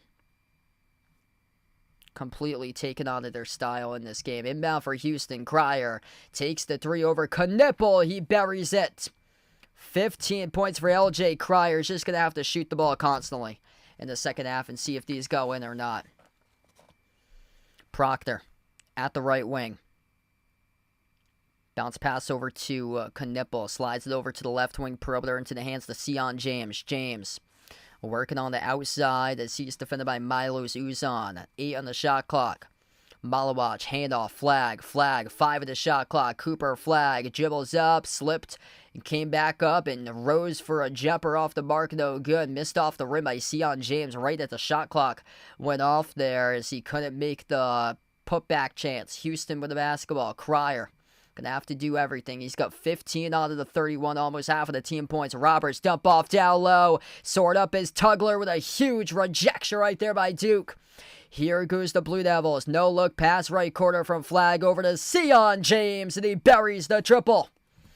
Huge swing in the game right there. Duke by 8. Sion James to the board, first 3 of the night. Houston right now in trouble, down by 8 currently. As we approach the 18-minute mark left to go. Uzan attacks the paint, scores, up and off the backboard. Yeah, I believe his career was a bust. Like that was so sad how he went out. That Kansas team was awful this year. They were the preseason #1. They go out in the first round and lose to Arkansas. Malawach rolls to the hoop, passing off to the open cutter. Sion James once again throws it down with a 2-handed flush. The Sion James half here at half number 2. Duke by 8. 9 assists by the Blue Devils compared to just 3 by Houston. Houston with possession. Cryer at the left wing. Cryer guarded by Flag. Crossover, shovel pass, inside, outside. Cryer takes the 3. Cryer drills it. LJ Cryer single-handedly keeping his team in the game at 18 out of the 36. Half of the points currently. 5-point game right now, down to 17 minutes left to go. Duke with possession. Cooper Flag at the top of the key here. 14 on the shot clock. Flag. Jumper, 18-footer straight away. Skidded off the rim short. Knipple collects the offensive rebound. Gives it outside the Flag. Off the Proctor. Proctor jacks up the 3. Off the back rim, no good. Malawach tangled up as we got bodies colliding, hitting the deck. No call with the referees as we continue. Houston now with a possession off the rebound. Uzan has it here at the top. 16.5 left to go in the second half. Uzan dribbles up to the elbow. Bounce pass. It's a turnover. Butterfingers by Jawan Roberts as he let one slip away. And Kelvin Sampson's facial expression on the sideline says it all. Man, you got to squeeze it. If you're Jawan Roberts, come on, man. You got to squeeze that. 5-point game. Duke with possession. Flag at the free throw circle. Spin cycle on Uzan. Up fake. Flag drawing contact. Cooper Flag got it to go. And the free throw coming up. 43-36 Duke at and one coming up here at the charity stripe by Cooper Flag. That's just a mismatch. Milo Zuzan just matched up on a switch via Cooper Flag, and Cooper Flag takes advantage of the 6'4 guard. 5 inches taller, playing bully ball inside the paint. Third personal foul charge to Tugler. Tugler's the clean it up type guy in the team that collects rebounds, specifically second chance offensive rebounds. Stringer Bell, welcome in. Thanks for joining back in, bud. Free throw is good by Cooper Flag. 8-point lead for Duke.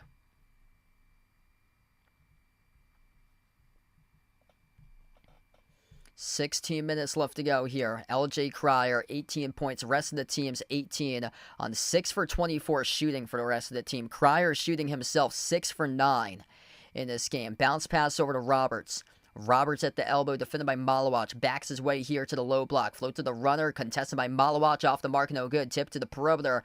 And Houston able to track it down with Uzan. Uzan lobs it off to Roberts. Roberts, inefficient night tonight here. Roberts, double teamed, low block, dump off. Good decision. And it's a two-handed flush thrown down by Houston.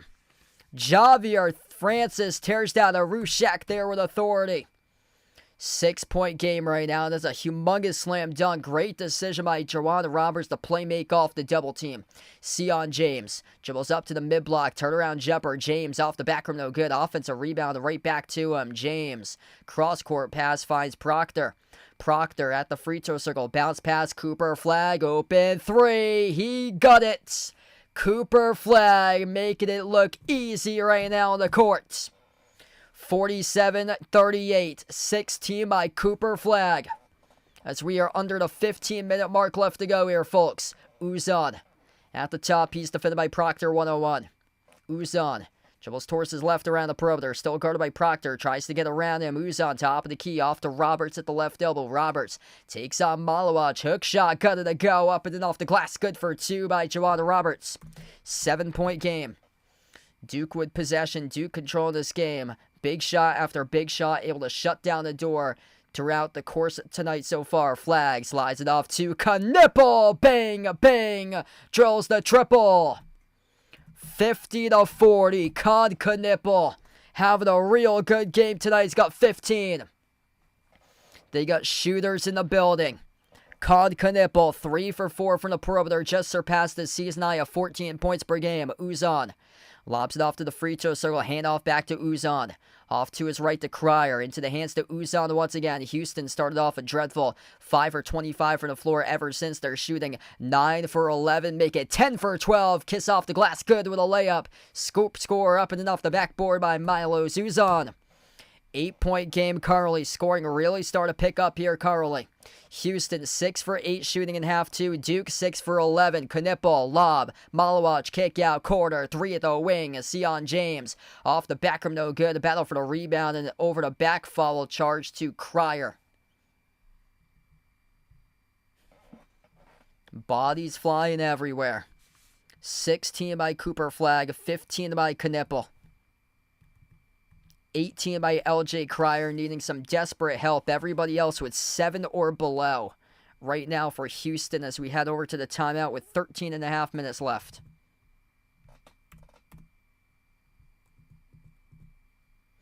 If you're new in the stream, smash the thumbs up, hit the like, hit the subscribe, ring the notification bell as well. This is starting to become a pretty fun game right now. A couple thunderous slam dunks here we've got recently.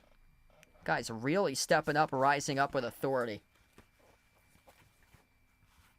Man, somebody else has to step up for Houston if they want to at least make the comeback here. LJ Cryer doing it all himself. 18 points by Cryer. 6 for 9 shooting. This will be Duke's basketball coming up. It was an over-the-back foul charged to Houston by LJ Cryer. Picked up his first personal foul. Tugler in some deep foul trouble with 3 fouls. Everybody else with 2, 1, or 0 for Houston. Duke foul trouble. Nobody with 3. Just Tyrese Proctor has 2. And Tyrese Proctor been pretty silent tonight. He's only got himself 4 points. It's been flagging Knipple. 16 by Cooper Flag. 15 for Knipple.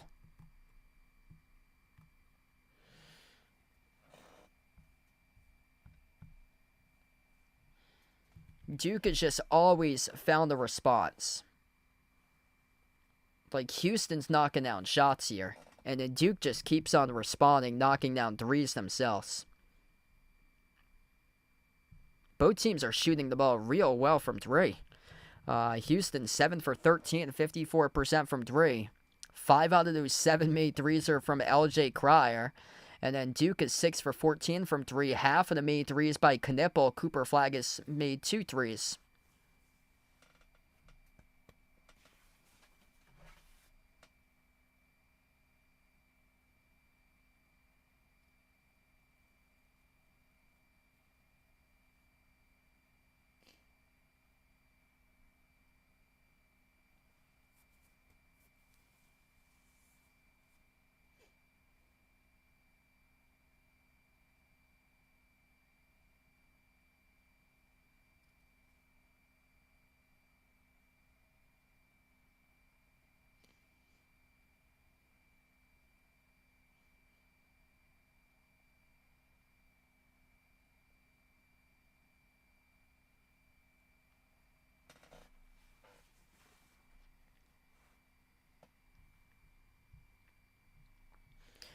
$50 to 42. 13 and a half left to go.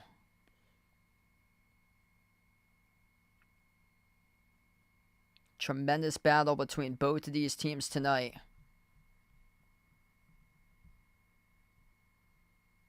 Big props for Houston for making this a game because it was not looking good early on. Duke led by 12 at one point, 31 to 19 in the first half. Cooper Flagg, sensational once again today. 16 points at the moment for Flagg. Duke will have the basketball coming up off this inbound. Underneath their hoop, Sion James moves it out to the corner over to Knipple. James Knipple, Flagg, Malik Brown, and Tyrese Proctor, the 5 of the floor as Sion James receives the pass underneath, and he scores up and it off the backboard. 10-point lead for Duke. That is Con Knipple who assisted that. 24 to 12 points in the paint in favor of the Blue Devils. Cryer on the floor with Uzan, Emmanuel Sharp, Jawan Roberts.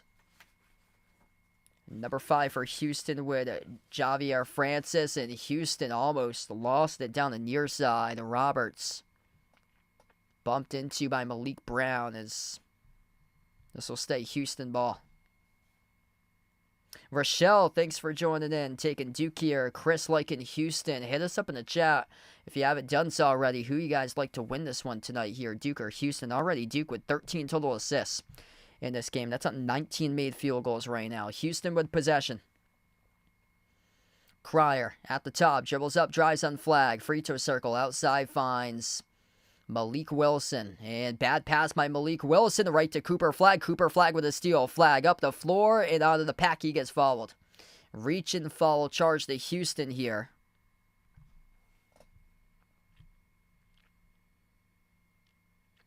And that's on Milos Uzan. That's going to be his 3rd.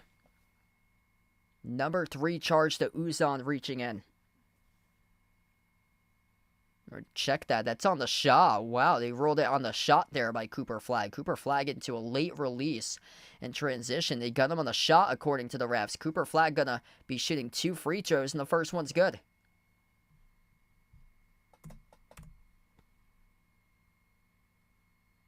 Wow. It kind of looked like a generous whistle right there going towards Duke for the shooting foul because I thought they gave the foul on the reach before he went up into the shot motion. Cooper Flagg just scored both of the free throws. And Uzan, the point guard, in deep trouble with 3 personal fouls right now for Houston. Uzan still on the floor currently with those 3s. We're under 12 and a half left to go. 12-point lead, largest one in the game, tied for Duke. Houston's in trouble. Got to get some scoring here. Uzan, a lot of dribbling. Shot clock already down to 8. Switched guard by Malik Brown, well away from the basket. Uzan dribbles up, jumper to elbow. That did not hit rim. It's going right back over to Duke here with Proctor. Proctor going to slow it down off the Flagg. Flagg top of the key. Going to use some time off the clock under 12 minutes left to go. Cooper Flagg. Crossover, drives, attacks the paint, bumped into and fouled by Javier Francis. Cooper Flagg will shoot 2 coming up here at the line. Man, this is starting to slip away from Houston. But then all throughout the course of this night, Duke has shut down the door either way. 54-42, 2 free throws coming up by Cooper Flagg after the timeout. Cooper Flagg got himself 18 points right now. Tied for the game leader with LJ Cryer for Houston, who's got 18. Nobody else can step up for Houston. Everybody else with 7 or less. It's been a one-man show tonight for the Cougars. Just too much scoring balance here. Duke's just so good.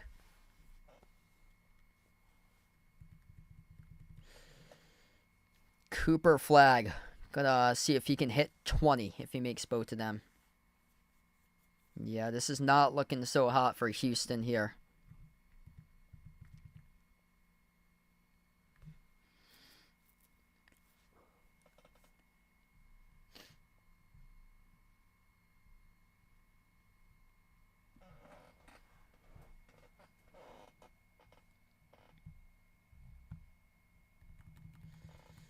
Points in the paint for Duke, it's 24-12 right now. Houston basically living in this game on the three-point line by LJ Cryer. 7 for 13 from 3 at 54%.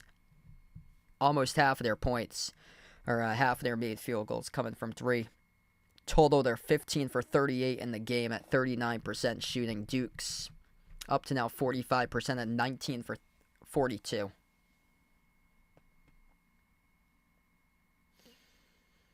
Yeah, poor Houston. They just gotta add some more shooting. Just one guy that's doing everything right now. The issue is if you want to compete with the top talent in the country, you gotta add some more size. You gotta add some more shooting. Yup, Duke's helping the ACC stay afloat, racking up some more money. Yep, Duke's helping out the ACC earn their paycheck. And California, Stanford. What are we doing here in the ACC? What are we doing, Cal and Stanford? Man, I'm just not a fan of the whole conference realignment stuff, in my opinion.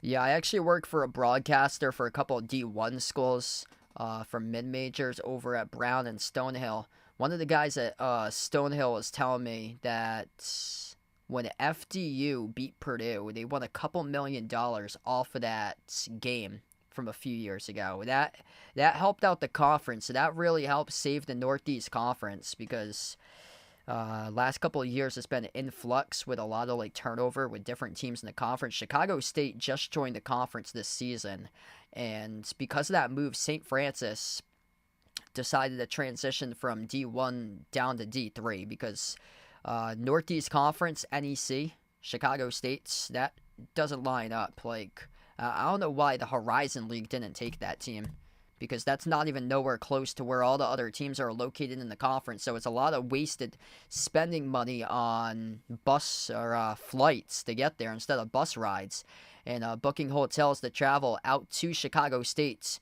to play games for athletic teams in that conference. Missed shot here by Houston as free throw before was good by Duke. Houston, though, with offensive rebound, they jack up a 3 and they drill it down as Zuzan buries the triple. 56-45. Yeah, hopefully. Providence got a couple key players in the portal last few days. Duke has made 19 field goals, 13 assisted via just 2 turnovers this entire game by Duke. Proctor, jump off, down low, got broken up. Brown came down with it, 5 of the shot clock. Proctor, up fake, dribbles up inside the key. Rudder, and a flag, no good off the mark. Got partially blocked up in the air there by Houston. Houston chance to cut it to single digits. 11 minutes left to go for the Cougars. Gotta go if you're Houston.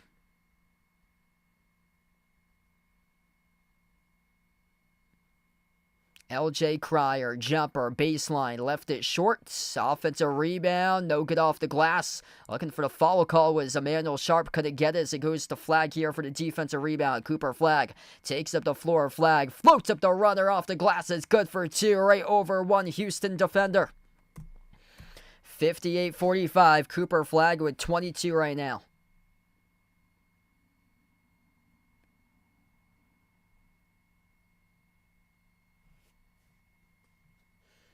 Houston with possession. Cryer at the elbow, working on Flag, slides it back out to the perimeter to Uzan. Runner inside the key, off the back rim, no good, missed by Uzan. Knipple controls the defensive rebound. Yeah, so what happens when these teams keep on winning games in the tournament, the skull for the athletics program, for the colleges that these teams are they make money, like a couple $1 million off of these games or so. It's more so the conferences. So the ACC is racking up its paycheck because Duke keeps on racking up wins in these tournament games. Whereas like other conferences, like if you're a team from like the Horizon or Southlands or like NEC, America East, Ivy League, then it's probably very, very slim that you're going to win NCAA tournament games. So you're probably not going to make any sort of dollars off of these games. As we get a huge collision down low, a player is down right now for Duke underneath the hoop. That's Sion James in a lot of pain. I'm right now in my house, so I usually stream from my bedroom.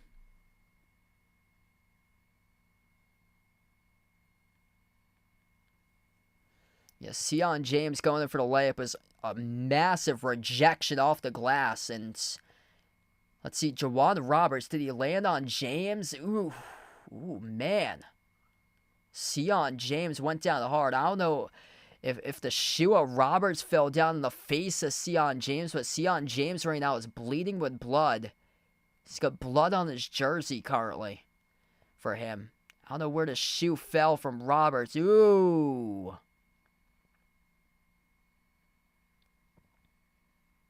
Roberts blocked him off the glass. James went down, and then Roberts came flying down right on top of James. And that was in the not-so-happy spot right there where one of the shoes was planted.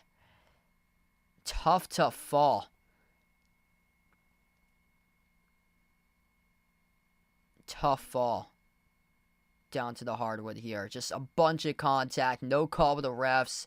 I do not like the snap back from the head. Sion James's head snapped back.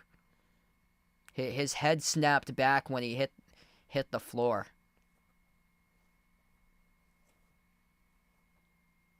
Like that's a possible concussion right now for Sion James. Like whenever you see the head snap back on camera, that's not a good sign. Like anytime that happens, if this was the NFL, it'd be blue tent protocol right there.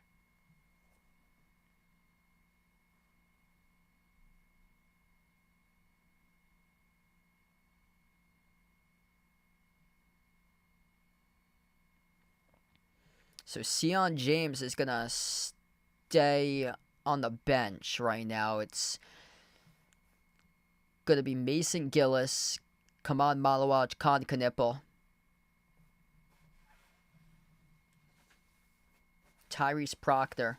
They got Caleb Foster on the floor. 13-point lead. Just above 9 minutes left to go. Houston down by 13 with possession. Milo Zuzan at the top. Gotta go if you're Houston. Shot clock's already down to 8 seconds. Gotta launch something well away from the hoop. Cryer, skip pass, right corner three, no good. Off the rim, short. Knipple collects the defensive rebounds. 8:50 and under left to go. Duke by 13. They will slow it down.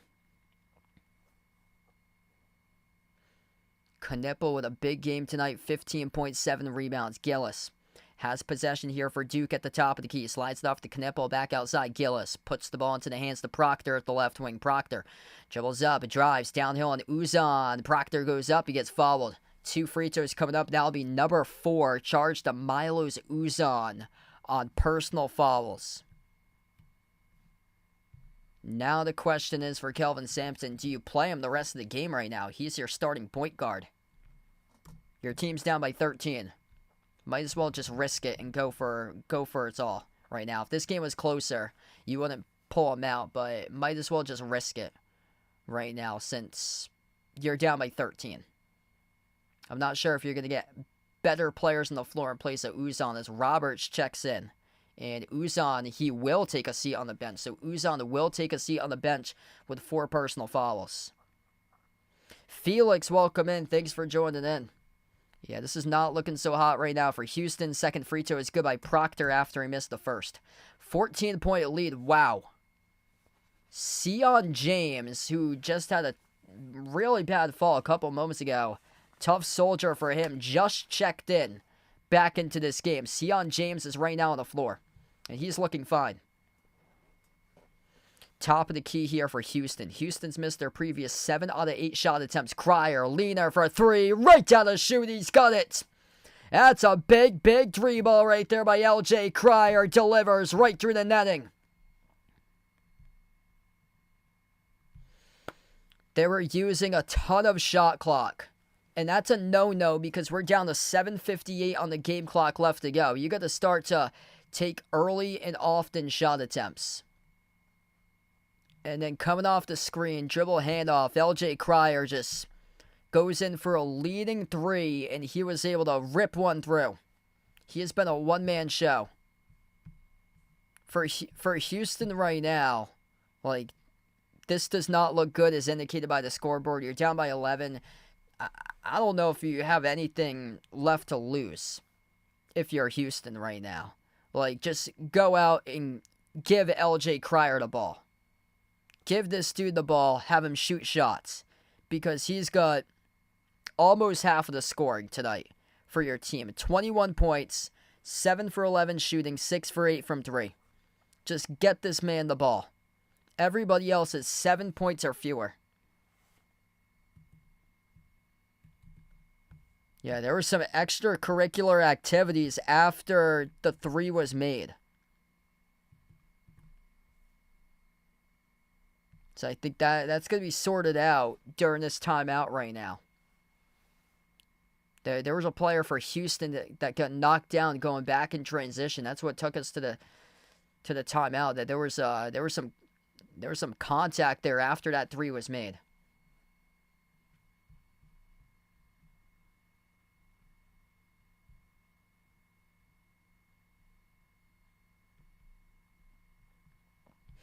If you're new to the stream, smash the thumbs up, hit the like, hit the subscribe. Duke is 8 minutes away if they can keep on sustaining this lead. Cooper Flag, another tremendous game, 22 points, 5 rebounds, 4 assists, 2 steals, 2 blocks. Con Knipple with 15. Yeah, no problem. Thanks for joining in tonight once again, Jeffrey. I'll be back live on Monday night covering the national championship game. I got to take a look at the time of that game. I think they moved it to an earlier tip time. Hey, what's good, Michael? Thanks for joining in. Yeah, glad to have you back in, bud. Yeah, appreciate it, Jay, for joining in. Let's see, national championship game time. I'm pretty sure they moved it up by like a half an hour this year. Usually it's ridiculously late. It's usually like 9:20 p.m. that they tip it off. Yeah, it's going to be 8:50 p.m. this year. So that's a big step in the right direction because these national championship games are tipped off after 9 o'clock, which is terrible for East Coast time because by the time it wraps up, it's going to be midnight by the time the game gets set and done. I remember my first ever national championship game I covered on the channel, Texas Tech against Virginia. It went into overtime. It didn't finish up until like 12:30 in the morning. So yeah, they're tipping it off 8:50 p.m. is what I have it as on I just typed it into Google search. 8:50 p.m. is the time for the national championship game on Monday. That's a half an hour earlier than the usual time, which was 9:20 in the past. So that's a win-win. That's a win-win for college basketball right there. Yeah, 8:45, that's basically almost a time or so. So I just saw it as 8:50. That's a win-win there for college basketball to move it earlier.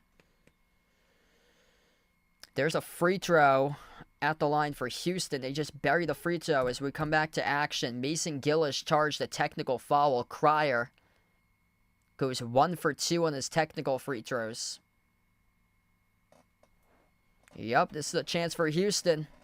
Right here, right now. 7:58 left to go. Down by 10. And Houston will get the basketball. So there was a technical foul charged to Gillis. And Houston gets possession of this basketball.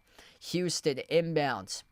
At the right wing perimeter, Sharp sends it over to Cryer. Sharp's been a no-show today, shooting over 40% from the perimeter tonight, just 7 points on 2 for 9 shooting. Cryer, top of the key, 8 on the shot clock, dribbles up inside, runner, Cryer, got it to go, good for 2. It's an 8-point game here, folks, 59-51. Houston making this a game. Duke with possession, Sion James on the floor with Cooper Flagg, Con Knipple, Mason Gillis, and the big man with Kaman Malawach. Missed layup at the rim. No good by Duke. Rebound controlled here by Sharp. Top of the key, Cryer. Cryer on the mission. Cryer thought about a step back. Lost the handle of the basketball. Turned it over. That's a critical turnover. As he just lost the dribble of it. Milos Uzan, 4 personal fouls and deep foul trouble for Houston. 3 personal fouls each by Joseph Tugler and Javier Francis. And nobody has 3 for Duke. Everybody with 2 at 1 or 0. Critical turnover right there for LJ Cryer. 9 turnovers as a team for Houston. Duke with just 4 tonight, playing a clean slate. Knipple has it here at the right wing. Duke has yet to make a field goal in the last 3.5 minutes, though. Proctor comes off the screen, shoots the 3 off the back rim, no good. Tipped up in the air. And Malawach called in the over-the-back foul.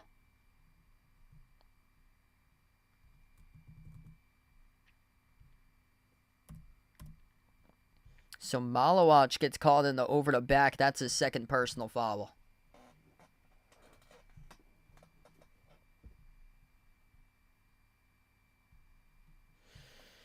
Houston only down by 8. Top of the key with Jawanda Roberts. Hand off to Cryer. Guarded by the big man Malawach around the perimeter. Brings the double. Gets the way to the left wing. Outside back to Cryer. Guarded by Cooper Flagg.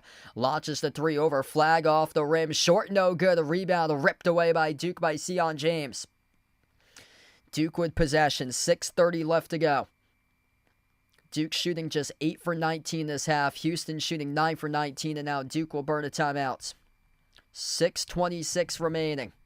Houston's defense giving them signs of life. Duke's outscoring Houston still in the half, 25-23. Though Houston's got Duke stumped on a 3.5 minute plus scoring drought right now.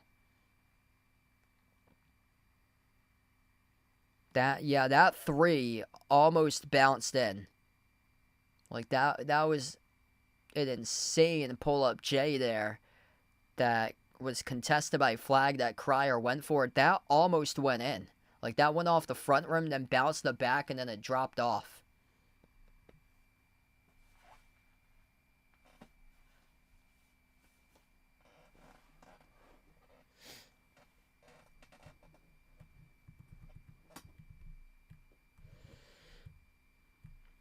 Every single time, Duke has just shut down the door of Houston tonight. Have to give Houston props, though, because they have been resilient at times. That they have been down by double digits, and then they started to see if they can mount the comeback. As much by 14 that they've trailed. And this Houston team has never lost a game by 5 or more this year. They actually... They lost just 4 games by combined 14 points this entire season for them.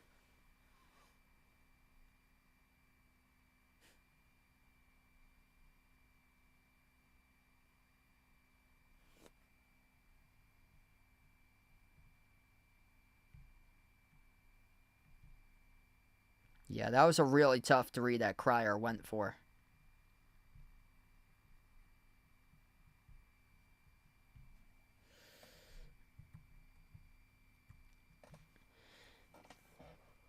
But again, he's been the only guy that's been able to score baskets. Emmanuel Sharp, 7 points, 2 for 9 tonight. Uzan, 7 points, 3 for 9. Uzan has to be careful. He's got 4 fouls right now. Juwan Roberts, 7 points, 11 rebounds, 3 for 8 shooting. Tugler's got nothing. Francis with 4 points. Arsenault with 0. Malik Wilson's got 2.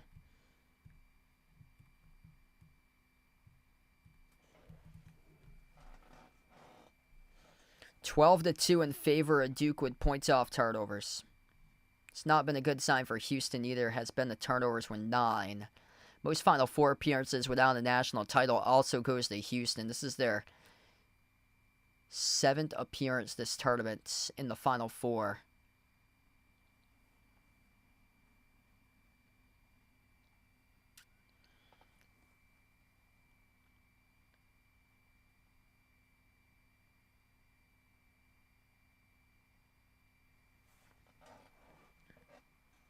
Houston still looking for their first national title since 1984. Got a lot of catch-up work to do, though, down by 8. Duke also has possession.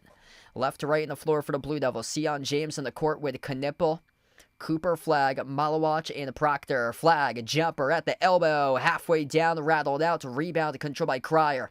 6:10 left to go. Here goes Houston. LJ Cryer. Been a bucket getter today with 24.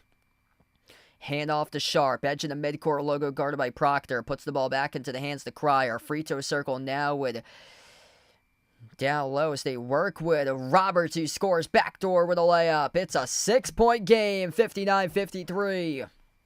Houston making something right now with an 8-zip scoring run last 2 minutes and 15 seconds. Don't see this too often for Duke, that they're stumped right now with a scoring drought of over 4+ minutes. Flag across the court off to Knipple. Knipple at the right baseline. Dish outside Proctor. Fires a fastball left quarter. On a bounce. It's a turnover. That's off of Sion James. Houston will have the basketball. Only a 6-point game right now. 4th turnover of the night charged to Duke at a critical time. If you're new in the stream, smash the thumbs up, hit the like, hit the subscribe. What a game. This Houston Cougars team not backing down from the challenge here. Uzan at the top over to Roberts. Roberts towards his left, hand off to Cryer. Cryer guarded by Malawach around the perimeter, playing the double. Gets it away over to Roberts. Roberts, bully ball, soars up to the rim. Couldn't finish with an open layup there, rolling to the hoop. As we got bodies colliding, and Tugler gets knocked down hard. That is on Duke on their 5th personal foul this half. That's on Malawach. That's going to be his 3rd. So Malawach committing the loose ball foul.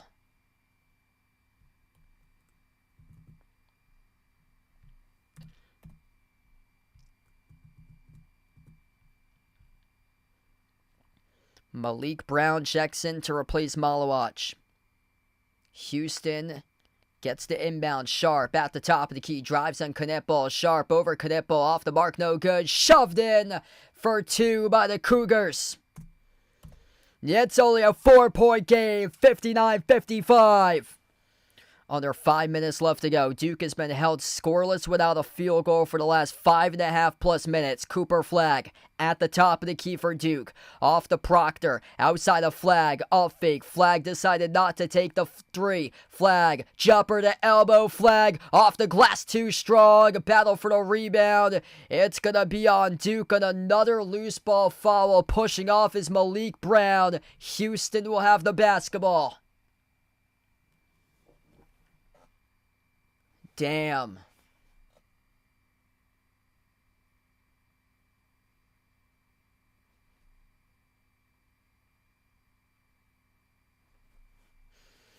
Damn, Cooper Flag just keeps on settling for the same spot that Kevin Durant would pull up for a J.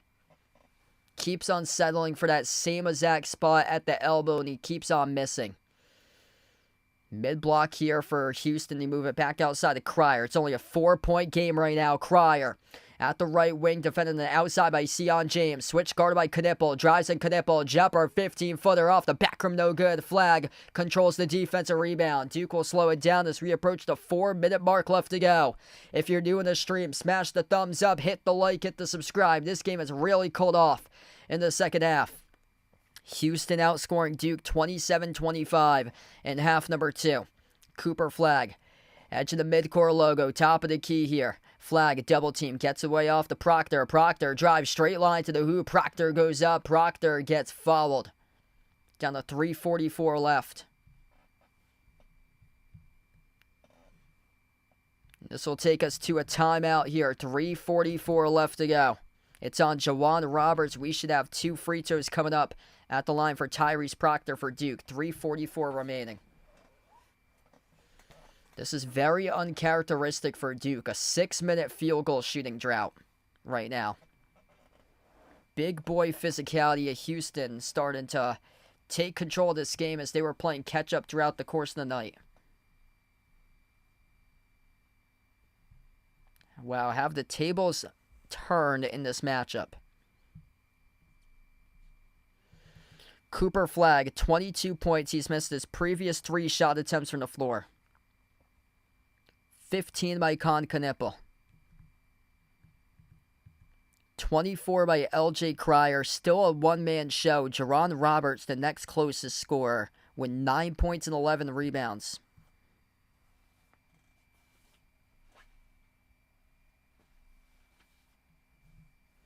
You don't see this too often, that Duke is just all of a sudden just shot ice cold.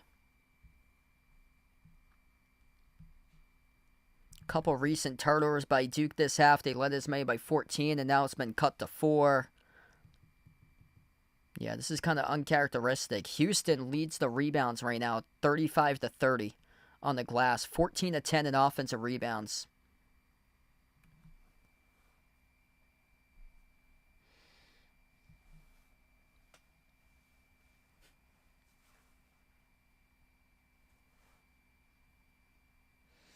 Yup, you got to play these games.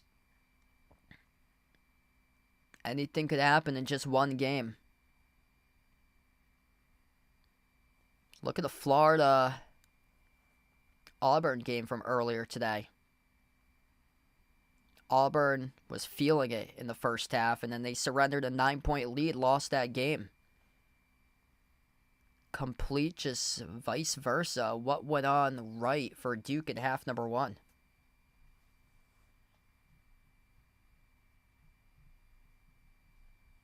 Goes to show that you got to play the full 40 minutes to earn it.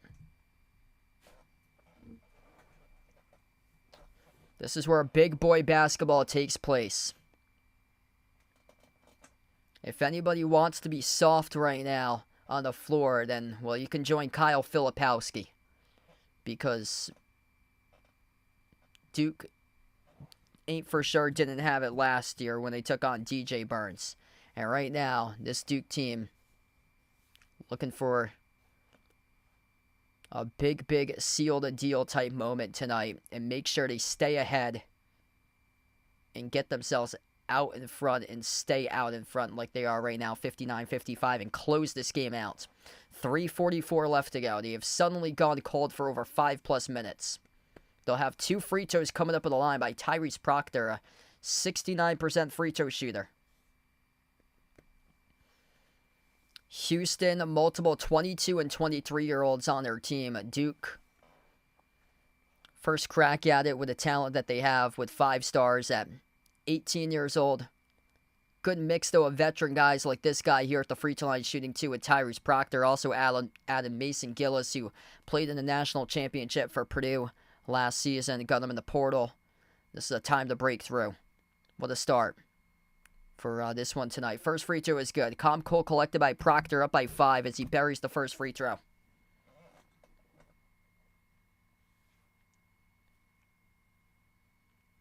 Second free throw. Both teams with 6 personal fouls. Second one's good by Proctor. That's huge. 61-55. Duke has spent over 31 and a half minutes leading this game. Houston's only led for 3 minutes and 27 seconds tonight. Duke, 2% greater shooting percentage than Houston in this game. 40% only for Duke. Houston at 38%. Roberts, turnaround jumper, hook no good off the mark.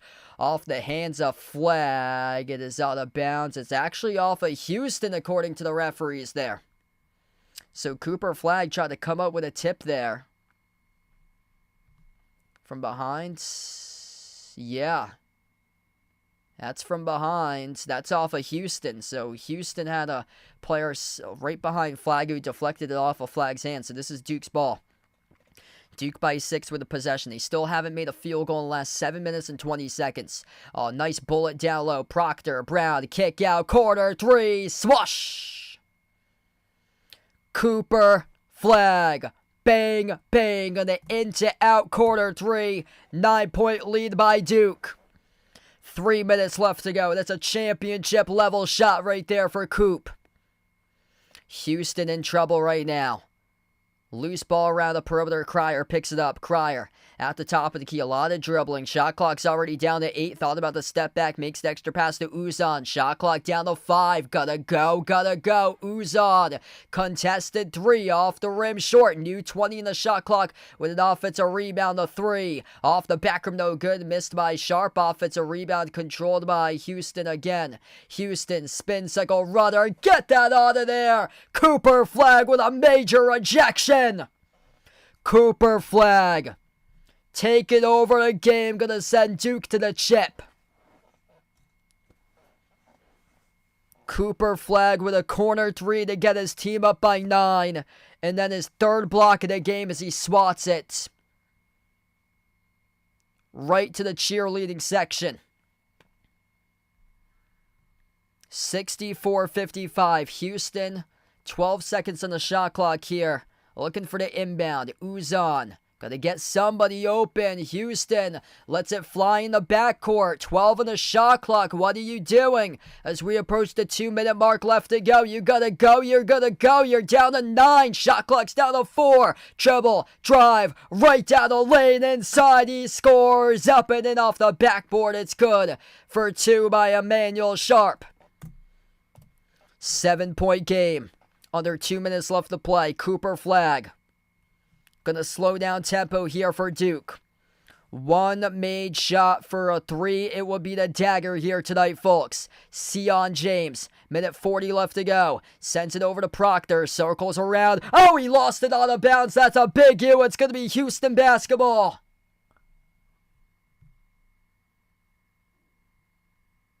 Tyrese Proctor. Walking the tightrope.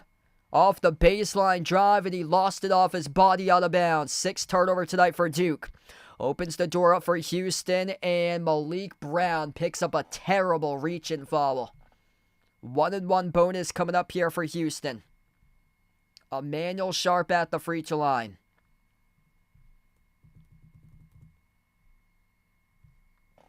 That's number 7 as a team charge to Duke. Just followed an 88% free throw shooter. Terrible personal foul there, charged to Malik Brown. 1-and-1 bonus here for Houston. First free throw, got it. 64-58. Now it was a critical miscue on the possession. Bobbled, and then they lost it out of bounds by Proctor, and then the reach and foul charge to Malik Brown, who substitutes out, and Malawach comes back into the game. Malik Brown picks up his 3rd, so he's got 3 for fouls. Malawach just came back in to replace Brown. Malawach also with 3. Second free throw, good by Sharp. 64-59. Timeout by Kelvin Sampson. Down to 2 timeouts remaining for Houston. It's a 5-point game. That turnover, that personal foul opens up the door here for the Cougars to have a chance. 5-point game, minute 27 left. If you're new in the stream, smash the thumbs up, hit the like, hit the subscribe, ring the notification bell as well if you guys would like to be notified here for future live streams. You got 500 plus watching. Guys, the real MVPs out here to stream. Hit us up in the chat. Who you got to win this one? Type it in, Duke or Houston. Right now the poll going Duke 69 to 31%. Indeed, it's a game right now. That's a quick 30-second timeout taken by the Cougars. 2 timeouts for each of these teams currently. Critical last stretch of the game that we've had, with a turnover by Tyrese Proctor, and then the reach and follow charge to Malik Brown. It opens up the door for Houston right now. 1:27 left to go. Possession arrow during the next tie-up will go to Houston. Duke with 7 personal fouls, Houston with 6. Cooper Flagg, Con Knipple, Tyrese Proctor, Kaman Malawach, and Sion James. The 5 in the court currently for Duke. Duke looking for the inbounds. Couldn't get it out cleanly, and they had to burn the timeouts. 1:27 left, down to 1 timeout remaining for Duke. Houston with 2 as we head back into the timeout. One big shot here for Duke might be the dagger tonight. It's going to be a race to 65. Whoever hits 65 first is going to win this game.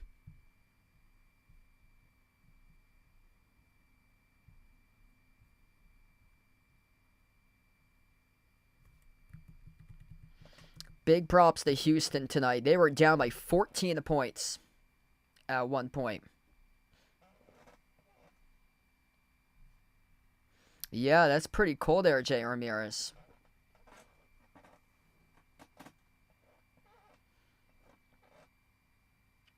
$1:27 left. Duke will try again off this inbound. 1 timeout remaining for Duke, 2 for Houston. Sion James, the inbound passer. Bounce past the flag in the corner, and we get some contact here. Charge to Houston as Cooper Flagg gets knocked down in the corner. And that's on Houston on their 7th personal foul. Let's see, Emmanuel Sharp. Yeah, he's grabbing a hold of Cooper Flagg before the ball even got there. Hands around the body of Cooper Flagg as he turned him around. And this will be Cooper Flagg at the free throw line shooting a 1-and-1. Just 1 second went off the clock.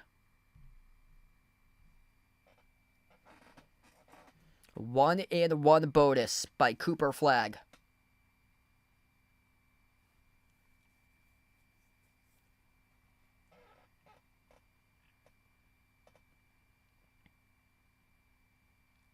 %. Flagg first free throw. Got the bounce. It's good. Duke to 65 first. That's a big point. 6-point lead for Duke.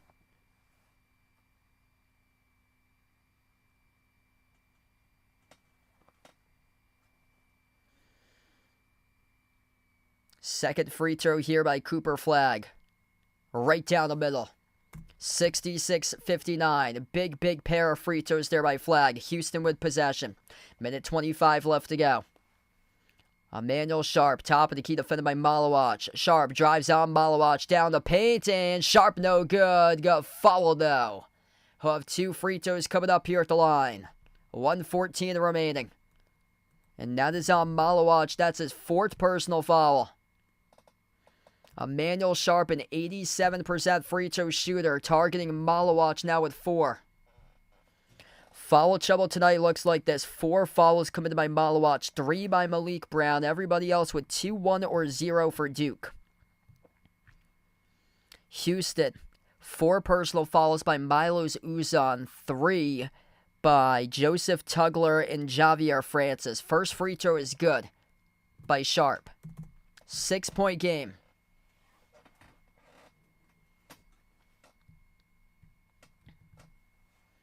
Second free throw. Got it. 66-61. Minute 14 left to play. Sion James in the backcourt, the inbound passer. And Houston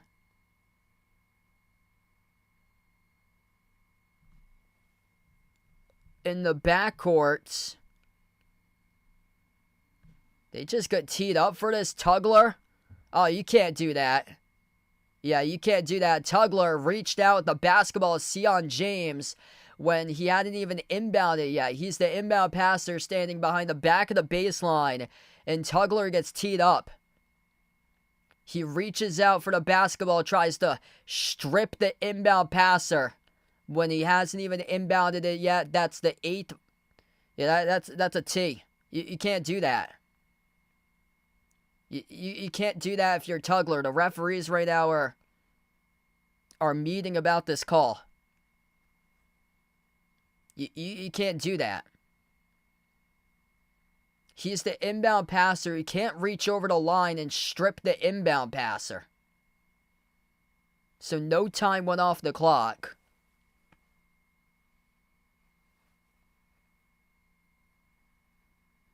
I haven't seen that before. Just very, very odd.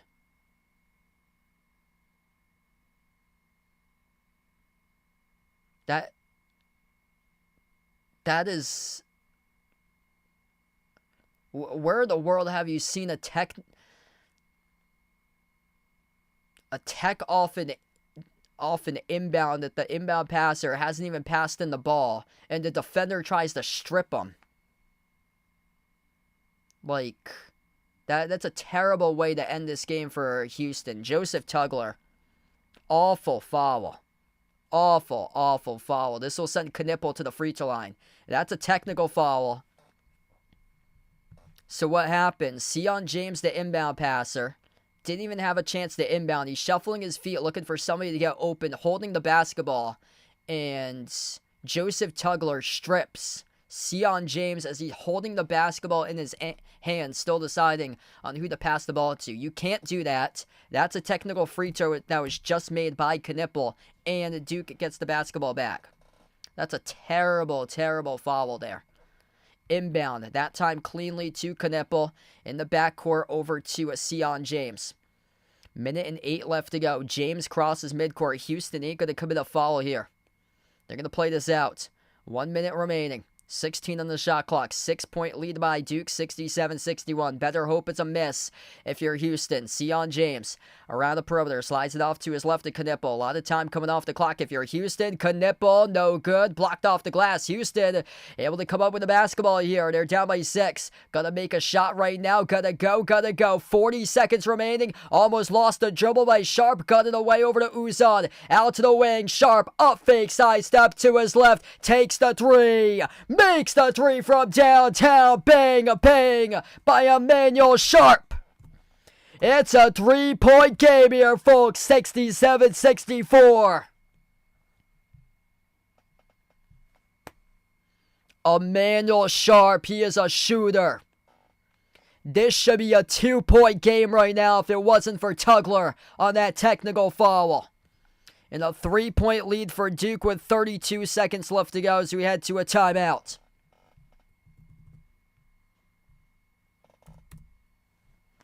Big time shot right there. It ain't over till it's over.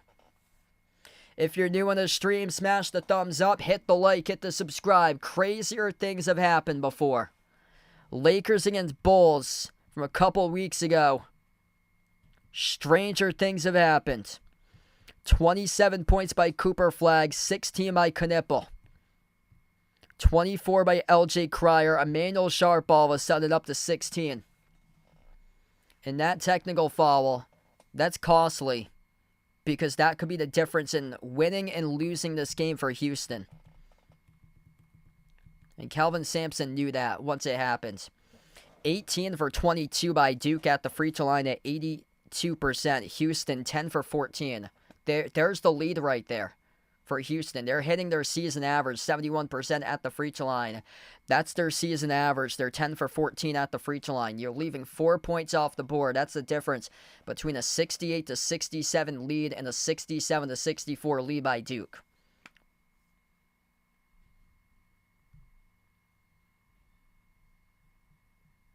Houston was a no-show for most of this game. They got down by 12 points, 31-19 in the first half. They got down by 14 points at one point in the early stage of the second half. And now they've come all the way back, cutting a 14-point deficit into a 3-point deficit with 32 seconds left. Duke in the backcourt looking for the inbounds. Looking for somebody to get open to go one time out. Ooh! Deflected out of bounds off Houston.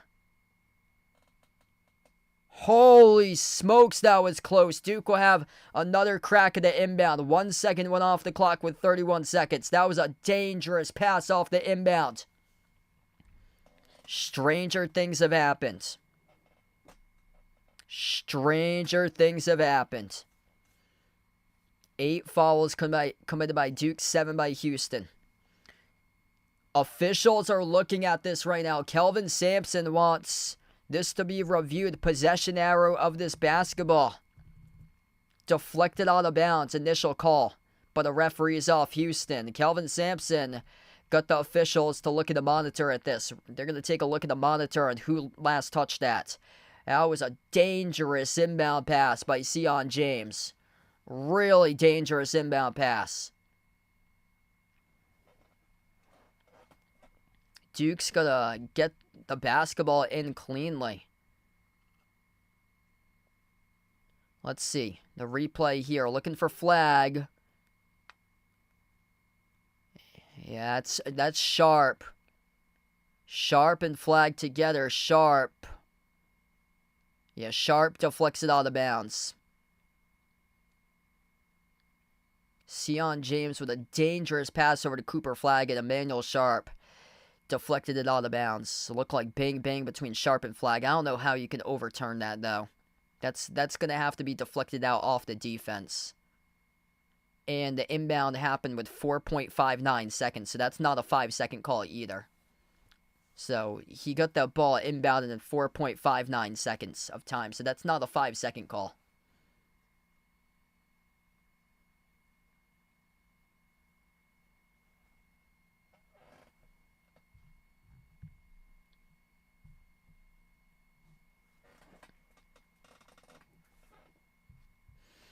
Best of luck for Jackie there. Put $60 in Auburn and Florida.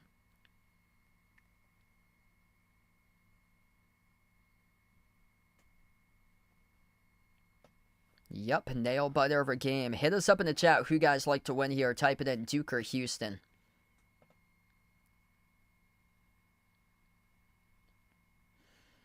Okay, so Duke will get this inbound once again. Sion James, backcourt, all the way behind Houston's net, will be the inbound passer. 31.8 seconds left. 31.8 seconds. Sion James, the inbound passer. Referee gives James the basketball, looking for the inbound, looking for flag, lob, deflected. Oh! Houston comes away with a steal. They jack up the 3 off the mark, no good. Shoved in with a 2-handed putback. Oh my gosh.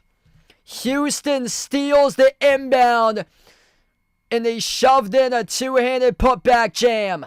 Inbound for Duke, that time cleanly. 20 seconds left. Proctor, who's only a 69% free throw shooter, gets fouled. Unbelievable. Houston deflects the inbounds. They dribbled out the perimeter to jack up the 3. They missed the 3, but it was cleaned up off the glass and shoved through. Proctor, 1-and-1 with 20 seconds left. 50% at the free throw line in the NCAA tournament. You're telling me there's a chance that Houston is going to win this game right here, right now. Proctor, 50% at the free throw line. No good off the back rim. Houston gets fouled. Cooper Flag over the back violation. Houston's going to shoot free throws. Oh man, the ultimate choke 2.0.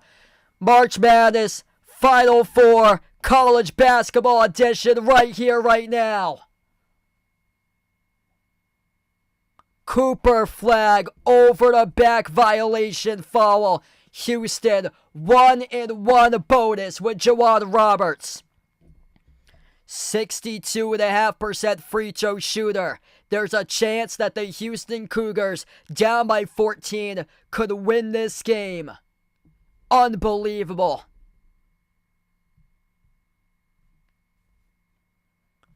One and one at the free throw line here. Both teams with 1 timeout remaining. Both teams in the 1-and-1 bonus. Roberts at the free throw line for the tie. Right here, right now. Got it. 67-67. They are built like 22 and 23-year-olds, taking over against 17, 18, and 19-year-olds. Nobody tougher than H-Town. What a comeback for the Cougars. One more by Houston. For the lead, Roberts. Bullseye. 68-67. One timeout remaining in the pocket of John Shire. Here we go. Duke with a possession. 19-18. They take the timeout with 17. The Duke Blue Devils. 17, 18, 19-year-olds getting punked in half two by 22, 23, 24-year-olds. Physical big boy basketball. And right now, Duke, a team that buzzed sawed through everybody throughout the season, is going to have to learn how to win a close game without a lane violation by their opponent from in-state. That's what it's going to come down to. Duke, single-digit wins this year. Ain't much in their resume. Just against Auburn back in December. And then the win against UNC, which was a lane violation in the ACC tournament. A team that beat multiple opponents by double-digit wins. Barely has played any close games. Lost to Kentucky by 5. Lost to Kansas by 3. Beat Auburn by 6. Beat UNC by 3 because of a lane violation. And now, they're going to have to go out here, final possession, cold-blooded, win this game. One timeout remaining for Houston. John Shire and the Duke Blue Devils on the timeouts. Gotta be tough. Cannot be soft like Kyle Filipowski. You gotta be tough here. In the moments that rise up in this 2025 squad. Right here, right now. Choking a 14-point lead. Chance to win it. Cold-blooded. Sion James, Cooper Flagg, Con Knipple, Kamad Malawach, Tyrese Proctor, the 5 on the floor for Duke. Here we go. 17 seconds remaining. Duke looking for the inbound. Inbound goes to Knipple. Knipple slides it over Flagg. 13 seconds remaining. Flagg dribbles up at the elbow. Flagg inside the key. Rises for the jumper. Left it short off the rim. No good. Houston with a defensive rebound play. Cape away. And Houston gets fouled with 2.5 seconds left to go. Houston, H-Town gonna shoot free throws 91% at the free throw line. LJ Cryer about to end this game in a dub for Houston. Can you believe what I've just saw? Unreal.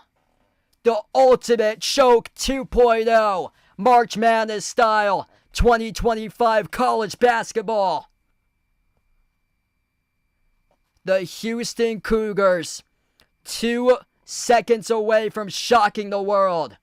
LJ Cryer at the free throw line coming up. And he'll be in a double bonus shooting too. That's the 10th charge to Duke. Unbelievable comeback. Cooper Flagg, a jumper for a 14-foot J, left it short.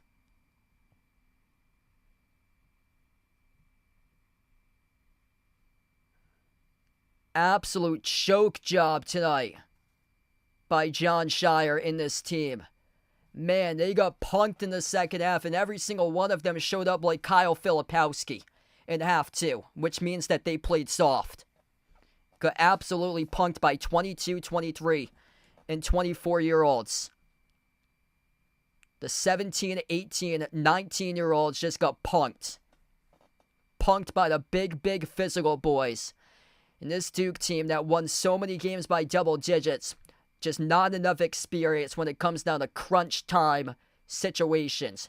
Choked against Kentucky, choked against Kansas, and once again, choked on a neutral site Final Four game. Up by 14, blew it away against Houston. First free throw is good.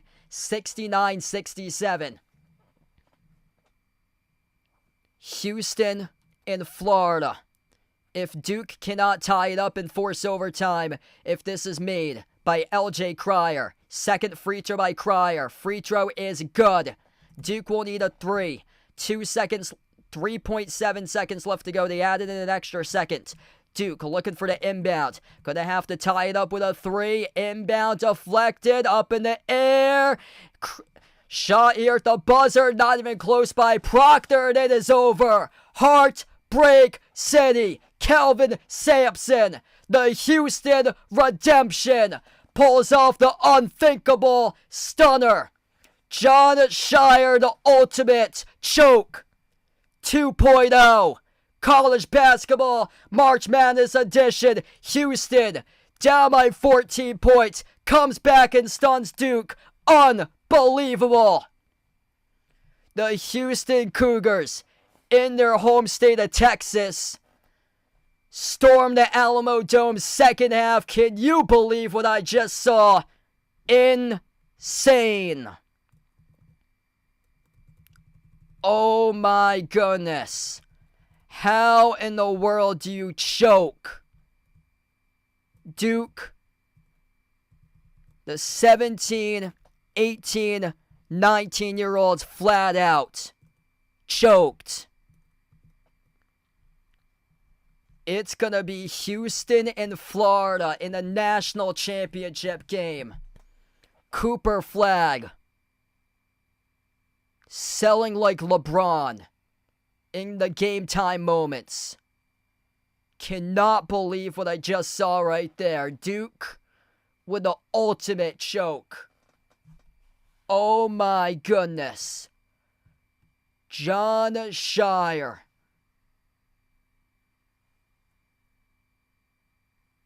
Another choke late in the tournament. Punked. The Houston Cougars have built the best culture in college basketball. It is through stay ready guys. Kelvin Sampson, the Houston Redemption, just got redemption on the team that knocked them out in the Sweet 16 last year. And now they are one win away from winning the national championship. Unbelievable finish here. Speechless. LJ Cryer, 26. Game-winning free throws at the line. 16 by Emmanuel Sharp. Stepped up humongous in half number 2. 11 points by Juwan Roberts. He had 12 rebounds as well. Duke, led by Cooper Flag with 27. Con Knipple with 16. Houston, down by 14 points.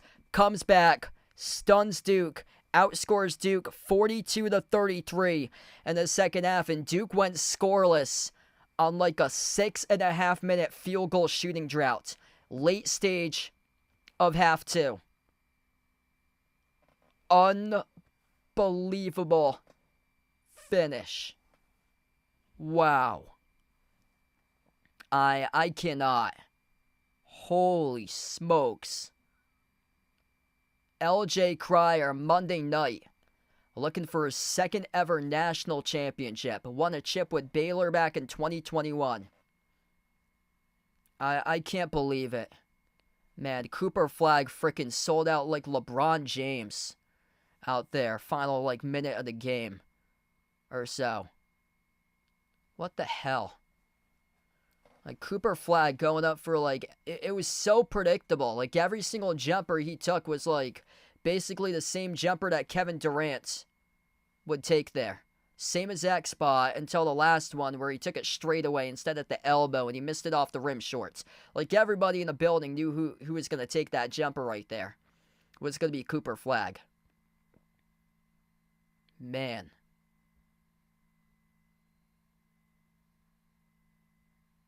Just, wow. Duke got absolutely punked. The final 8 minutes of half 2, Houston just bully balled their way back into the game. LJ Cryer, Emmanuel Sharp, and a barrage of threes in the final 8-minute clip. Cryer did it the entire game. He's been doing it the entire season for him. 6 made threes by LJ Cryer with 26 points. This was a team that their offense was just stuck in molasses throughout most of this game. They were down by 14. They were down twice. They were down twice at one point in the game. They were down by 12, 31-19. They were down by 14 early on in half two. And then, like, what in the world happened for Duke here? They could not make a single field goal in the last, 6.5 minutes plus. They go stagnant, and they left everything short off the rim. And Houston just bullied their way. So much physicality for the Houston Cougars. And Duke I talked about it earlier on in the stream. See, the ACC does not do a good job of preparing teams for physicality. They got, it's non-physical competition out there in the ACC for men's basketball. You got teams out in the Metro Atlantic Athletic Conference, the Northeast Conference, the America East that play much more physical styles than the ACC. And the ACC is so just non-physical basketball that's in that conference. And unfortunately, Duke being in the ACC, and that, none of the teams... It was an awful conference this year, and it's a very, very weak conference in terms of physicality. You bring in some guys from New Jersey on other squads and stuff like that, like New Jersey, Mid-Atlantic states out in, Pennsylvania and Maryland for some of those teams out in the MAAC, the NEC, the America East, and they're going to play bully ball to you. And this Big 12 brand for basketball is the biggest bully ball that there is out there. Everything's bigger in the state of Texas, and these Houston Cougars, they just pummeled Duke in the final 8 minutes left to go and really took it to them. We saw big boy grown men basketball. That's what we switched the game to in the final 8 minutes of action, was big boy, big men basketball beating up on teenagers. And that's what we saw. We saw 21, 22, 23, 24-year-olds take it over in this game. Whereas Duke,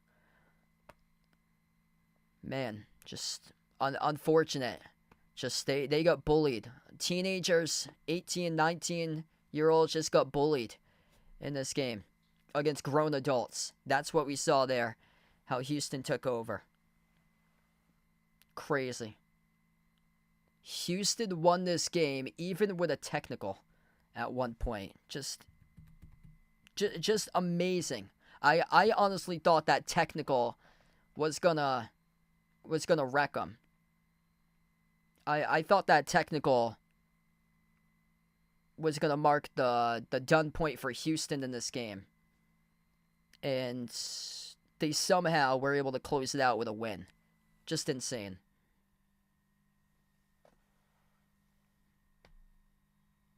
Wow. Ultimate Choke Job 2.0 March Madness style. I can't believe. Wow.